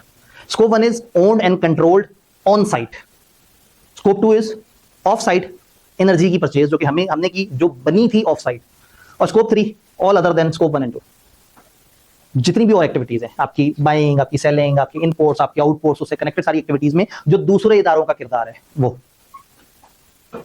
आपके एचआर डिपार्टमेंट ने अंदर ट्रेनिंग दी और ट्रेनिंग के लिए उनको बिजली चाहिए थी और बिजली हमने अभी जनरेट की जला के, स्कोप 1। बिजली हमने परचेज की थी उसी ट्रेनिंग के लिए, स्कोप 2। और किसी ने आके ट्रेनिंग दी थी, स्कोप 3। मिस्टर कंप्यूटर से पूछते हैं। मिस्टर कंप्यूटर ने एक रफ सी तस्वीर दिखाई हमें कि नेचुरल गैस एलपीजी बॉयलर्स वगैरह के लिए, इनके डीजल जनरेटर वगैरह, इनके जो होटल ओन व्हीकल्स वगैरह का जो लगा, इनडायरेक्ट उन्होंने कहा परचेज इलेक्ट्रिसिटी डिस्ट्रिक्ट कूलिंग वगैरह अगर एप्लीकेबल हो कहीं ना कहीं से उन्होंने वो किया। तो ये तो तस्वीर है, मजा नहीं आया, अंग्रेजी पढ़ते हैं। डीजल और gas use in backup generator, scope 1। Natural gas LPG use in boiler for hot water. Fuel use in hotel own vehicles. Gas use in on site kitchens and equipment. Fuel use in house laundry operations. Refrigerant leakage from air conditioner और chiller. Emission from hotel own maintenance equipment. Fuel used in on site heating system. Emission from fire suppression system, अगर gas base है और उसकी वजह से वही गर्मी वगैरह का आपने सिचुएशन किया हुआ है। अब अगेन मतलब वही वाली बात है कि आप उसको एनर्जी की फॉर्म में ले रहे हैं या आप एक मटेरियल के तौर पे ले रहे हैं। तेल पड़ा हुआ कुछ नहीं कह रहा, और मैंने तेल जलाया, स्कोप 1 जनरेट हो गया। लेकिन मैंने किसी से जब बिजली पकड़ी है तो बिजली किसी तरीके से बनी है, तो वो तेल जला चुके थे और मैंने उससे जनरेट हुई बिजली पकड़ी है, तो तेल कुछ नहीं कह रहा। तेल को जलाना वो वहां पे मिशन है। सुई गैस कुछ नहीं कह रही, लेकिन सुई गैस को जलाना, तो बेसिकली इसलिए हम सुई गैस को एनर्जी परचेज के अंदर नहीं लेके आ रहे, हम उसको जलाने की तरफ लेके आ रहे हैं। लेकिन अगर सुई गैस भी एक खास तरीके से पाकिस्तान में प्रोड्यूस होती हो कि वो कहेंगे कि हमारे फलाना तरह का एक खास वो निकलता है, केमिकल निकलता है, उस केमिकल को उस केमिकल के साथ मिला के कुछ आग जलाते हैं तो उससे इतनी गैस क्रिएट हो जाती है, तो फिर मैं उसको काउंट कर लेता। जैसे हमारे बायोगैसेस वगैरह बहुत ज्यादा होती है, या एग्रीकल्चर में बहुत सारी चीजें जो है वो हम कहते हैं कि ये गैस का एक सोर्स है। Scope 2 purchase energy for guest room lighting. Electricity जो एयर कंडीशन वगैरह के लिए चाहिए, जो एलिवेटर के लिए चाहिए, जो किचन और कोल्ड स्टोरेज में आपको पावर वगैरह यूज होने के लिए चाहिए, तो तकरीबन अगर आप गौर से देखें तो थ्रू आउट ही बिजली ही, क्योंकि हमें समझ ही बिजली ज्यादा आती है। स्कोप 3 ये समझ मजेदार होगा। गेस्ट के travel to and from the hotel, air road और रेल, सारे के सारे। एम्प्लॉय की commuting, purchase food and beverages, laundry की सर्विसेज अगर आपने थर्ड पार्टी को दी है, वाटर डिस्पोजल और वाटर वेस्ट वाटर का ट्रीटमेंट वगैरह अगर आपका बाहर किसी के साथ चल रहा है, business travel of hotel staff and management, purchase goods जिसमें आपने मुख्तलिफ फर्नीचर, टॉयलेटरीज और ये सारी चीजें वो की हैं, कंस्ट्रक्शन एंड रेनोवेशन। आगे जब हम होटलिंग इंडस्ट्री पे ओवरऑल आगे जाके बात करेंगे तो मैं आपको एक वीडियो दिखाऊंगा जो कि IHG ग्रुप की है, जो कि इंटरकॉन्टिनेंटल होटल्स वगैरह की चीज है, जिनका बोको होटल भी है, इंटरकॉन्टिनेंटल होटल भी है। उन्होंने बताया कि वो कौन से 10 तरीके से एनवायरमेंट को सेव कर रहे हैं और वो किस तरह से उसका इंपैक्ट पूरी दुनिया में क्रिएट कर रहे हैं। तो वो चीजें हमें आहिस्ता आहिस्ता समझ आएंगी। कंस्ट्रक्शन रेनोवेशन वगैरह जो हो रही है उसमें जो लोग आके काम कर रहे हैं, फिर अगर आपकी फ्रेंचाइज या इस तरह के मैनेज होटल है जो आपकी नहीं है लेकिन आपने आगे कुछ लोगों को उसकी चेंज वगैरह दी हुई है, तो उधर किस तरह से हो रहा है। वक्त कम और मुकाबला सख्त। दूसरी इंडस्ट्री कॉलेज। क्या है कॉलेज की स्कोप 1 एमिशंस? जनरेटर। हमारे लिए जनरेटर सबसे ज्यादा जालिम है कि उधर तो हमें डीजल जलाना ही जलाना है। चाय वगैरह जो बन रही है हमारे स्टाफ के लिए, हमारे लोगों के लिए, उसमें जो हम गैस जला रहे हैं, ये जो हमारे एयर कंडीशनर्स वगैरह से जो है वो हल्की हल्की सी गैस खारिज हो रही है। जो टीचर गैस छोड़ने वाले टीचर्स भी काफी। जी टीचर्स का क्या, एक मिनट वो टीचर्स की बात सुन के फिर आपकी तरफ आते हैं। जी टीचर्स का क्या है? ठीक है वो जो है चलें आप कुछ कह रहे थे। अब अगेन बात ये है कि ये जो LPG गैस है उसको जलाने से क्या होगा, वो तो कुछ और खतरनाक चीजें भी जनरेट कर देता है, वो बीच में बल्कि नीला शोला भी आना शुरू हो जाता है उसमें। तो असल में कार्बन डाइऑक्साइड के साथ एक नाइट्रस भी है, तो सुई गैस स्टिल काफी सेफ है LPG की निस्बत। मजीद केमिकली इसको थोड़ा सा रिसर्च कर लेंगे कि कौन सी वाली गैस को जलाने से कौन कौन सी गैसेस का मल्टीप्लायर जा रहा है। जी अगेन LPG भी एक वो जो लिक्विड प्रेशर गैस होती है, वो एक जमाने में हम गाड़ियों के अंदर भी इस्तेमाल कर रहे होते थे। ठीक है, तो उसके अलावा फिर जो आपके ये कंटेनर होते हैं उसके अंदर भी 2-3 तरह की होती है। कुछ कंप्रेस LPG गैस यूज कर रहे होते हैं और कोई सुई गैस का भी कंप्रेस फॉर्म, ये जो CNG थी, कंप्रेस्ड नेचुरल गैस, तो वो एक अलग चक्कर था। तो अगेन छोटा सा केमिकल इसमें वो चेंज हो जाता है, तो उसको एक दफा सर्च करना होगा कि एक्जैक्टली कौन सी वाली गैस को जलने से कितना ज्यादा कार्बन डाइऑक्साइड, और सिर्फ कार्बन डाइऑक्साइड नहीं कुछ और गैसेस भी हमें विलन ज्यादा वो नजर आते हैं क्योंकि मेन कंट्रीब्यूटर वो है और जिसको कंट्रोल करना निस्बतन आसान है, समझ आता है। जाहिर है कुछ ना कुछ एमिशंस होंगी और उसमें तादाद होगी, किसी में उन गैसेस की तादाद ज्यादा होगी जो खतरनाक है, किसी में उन गैसेस की तादाद थोड़ी सी कम होगी जो खतरनाक है। तो ये देखना होगा। तो हो सकता है दुनिया कुछ इस तरह की जलने जलाने वाली तरफ भी आ जाए जो जिससे वो कहेंगे हाँ भाई इससे एनवायरमेंट कम डैमेज होती है। बायोगैस का फिर इसमें बहुत ज्यादा कॉन्सेप्ट है, बहुत ही पुराने जमाने में चले जाएं, गोबर के वो बना के और दीवारों पर लगाए जाते थे, हैरत अंगेज तौर पे वो एनवायरमेंट फ्रेंडली है अभी भी असर जाता है ऐसे ही। तो मैं कह रहा हूँ कि ये हैरत अंगेज तौर पे वो एनवायरमेंट मोर फ्रेंडली है, तो उसके ऊपर भी बहुत ज्यादा काम हो रहा है। फिर उसके अंदर भी उसको तरीके से ना जलाया जाए तो काम खराब होगा। वो फसलें जो हमें वैसे तो बहुत अच्छी लगती हैं लेकिन जब फसलों को जलाते हैं तो ये हमारा ये जो स्मॉग वगैरह वाली सारी सिचुएशन होती है उन फसलों के जलने की वजह से होती है। तो अगेन जरूरी नहीं कि चीज अच्छी है या बुरी, डिपेंड करता है आपने उसके साथ किया क्या है। वापस आते हैं SBI कॉलेज अगर अपने ट्रिप्स लेके जाएगा तो उसमें जो फ्यूल हमारा लगेगा, टीचर और स्टाफ जिस उसमें आ रहा है, इसमें हम फिर जो इस तरह से जो लोग होते हैं ना उनको हम फिर थोड़ा सा सेकेंडरी कर देते हैं, हम उसको स्कोप 3 में ले जाते हैं। हाँ अगर कॉलेज ने अपनी बाइक या अपनी गाड़ी दी हुई है कि वो पिक करके लोगों को लेके आएगी तो फिर ये कॉलेज की डायरेक्ट एडमिशन बन जाएगी। सर जो मतलब अगर कोई गेट टुगेदर होता है बॉनफायर करें वो भी इसमें आएगा। अगर वो गेट टुगेदर कर रहे हैं और तो जनाब आग जलाई हुई है और जनाब आग सेक रही हैं और जो है ना वो आके इर्द-गिर्द जो है वो बैठे हुए हैं और वो सीख कबाब खा रहे हैं तो वो भी गलत किया। जी शायद इसीलिए जो है ना बारबेक्यू नहीं किया। हम भी तो समझ रहे हैं ना आहिस्ता आहिस्ता। सही बात है। बचत में सस्टेनेबिलिटी में हमेशा बचत तो है, असल में बचत इंसान करता है लेकिन उसका बहाना नहीं होता, अब बहाना है। और बताएं क्या में एक सेशन होता है जहां पे असली प्रेजेंटेटर चाहते हैं, ठीक है, वो मिसाल के तौर पे जो भी फ्यूल कंज्यूम होगा। हाँ, अब अगर हम ऑफिशियली यहाँ से एक बंदा आके भेजेंगे और हम ऑफिशियली कन्वेंस पे भेजेंगे और हम अपने तरीके से भेजेंगे और हम खुद पेट्रोल जलाएंगे तो वो हमारा स्कोप 1। स्कोप 2 बताएं मेनली जो हम बिजली परचेज कर रहे हैं। सही जो हम पेपर यूज करते हैं इसको अपन है। अब अगेन ये जो पेपर यूज कर रहे हैं इसमें क्या होता है, स्कोप 3 बन जाता है क्योंकि पेपर जिनसे ले रहे हैं उन्होंने पेपर बनाने के लिए जो हरकतें की हैं वो हरकतें करने से अब अगेन एक है डिफॉरेस्टेशन, कागज के लिए दरख्त कटा, दरख्त कटने से बैलेंस आउट हुआ, तो अगर मैंने कागज यूज किया तो कहीं ना कहीं उस आउट हुए बैलेंस, तो अगेन स्कोप 3 के अंदर ना फिर मल्टीप्लायर थोड़ा मुश्किल हो जाता है, इसमें ना जरा डिबेट ज्यादा होती है, ये सब्जेक्टिव थोड़ा ज्यादा है। जी जी बिल्कुल, अगेन वो अगर खुद जा रहे हैं तो स्कोप 3 से आएगा। मैंने इसलिए कहा कि अगर हम अपनी गाड़ी में उन्हें ले जाएंगे जी आपको हम ही लेके जाएंगे, हम लेके आएंगे तो फिर वो हमारा स्कोप 1 बन जाएगा। वो तब होगा जब वही वाली बात है ना, वो अगर खुद उठ के जाएंगे स्कोप 3 और हम उन्हें कहेंगे नहीं जी सर आप क्या बात करते हैं, आपको हम लेके जाएंगे। कॉलेज की अपनी गाड़ी में उन्हें बिठाया, वो उनको लेके गई और छोड़ के वापस आई, तो कॉलेज ने जो पेट्रोल जलाया स्कोप 1। जी अब अगेन ये स्कोप 2 की तरफ जाते जाता लग रहा है, परचेज एनर्जी। खैर स्कोप 2 नहीं है, अगर हम उसे रीइंबर्स करके दे रहे हैं तो असल में फिर हमारा ही खाता हुआ। हाँ तो वो फिर हम हमारा ही हो गया ना, यानी कि फिर हम डायरेक्टली वो कसूरवार बन गए। जी अब इसका मतलब ये है कि काफ़ी ज़्यादा इसमें पंगे आएंगे। जब आप इसको प्रैक्टिकली करने बैठेंगे तो बड़ी सारी डिबेट्स होंगी। इसके लिए इन्हें क्या करना पड़ेगा, इनको हर इंडस्ट्री का अलग स्टैंडर्ड निकालना पड़ेगा। तो तकरीबन कोई 12-13 इंडस्ट्रीज के स्टैंडर्ड हमारे सिलेबस में भी है, जिसको हम इंडस्ट्री बाय इंडस्ट्री देखेंगे। लेकिन हम अभी ना एक छोटी सी प्रैक्टिस कर रहे हैं कि अगर इंडस्ट्री आपके सामने हो तो कितना मजा आएगी। उस वक्त भी मैं इंडस्ट्री आपके सामने रखूँ, आप सारी डिबेट करो, मैं कहूँ लो जी स्टैंडर्ड खत्म हो गया, और आप कह रहे हो यार एक ही हो गया। स्टैंडर्ड को ना याद करना पड़ेगा ना कुछ और, आप उस लॉजिक के पीछे चलें। ज्यादा से ज्यादा कुछ मैट्रिसेस को याद करना पड़ेगा, कुछ खास मेजरमेंट के क्राइटेरिया पे हमें डिबेट करनी पड़ जाएगी।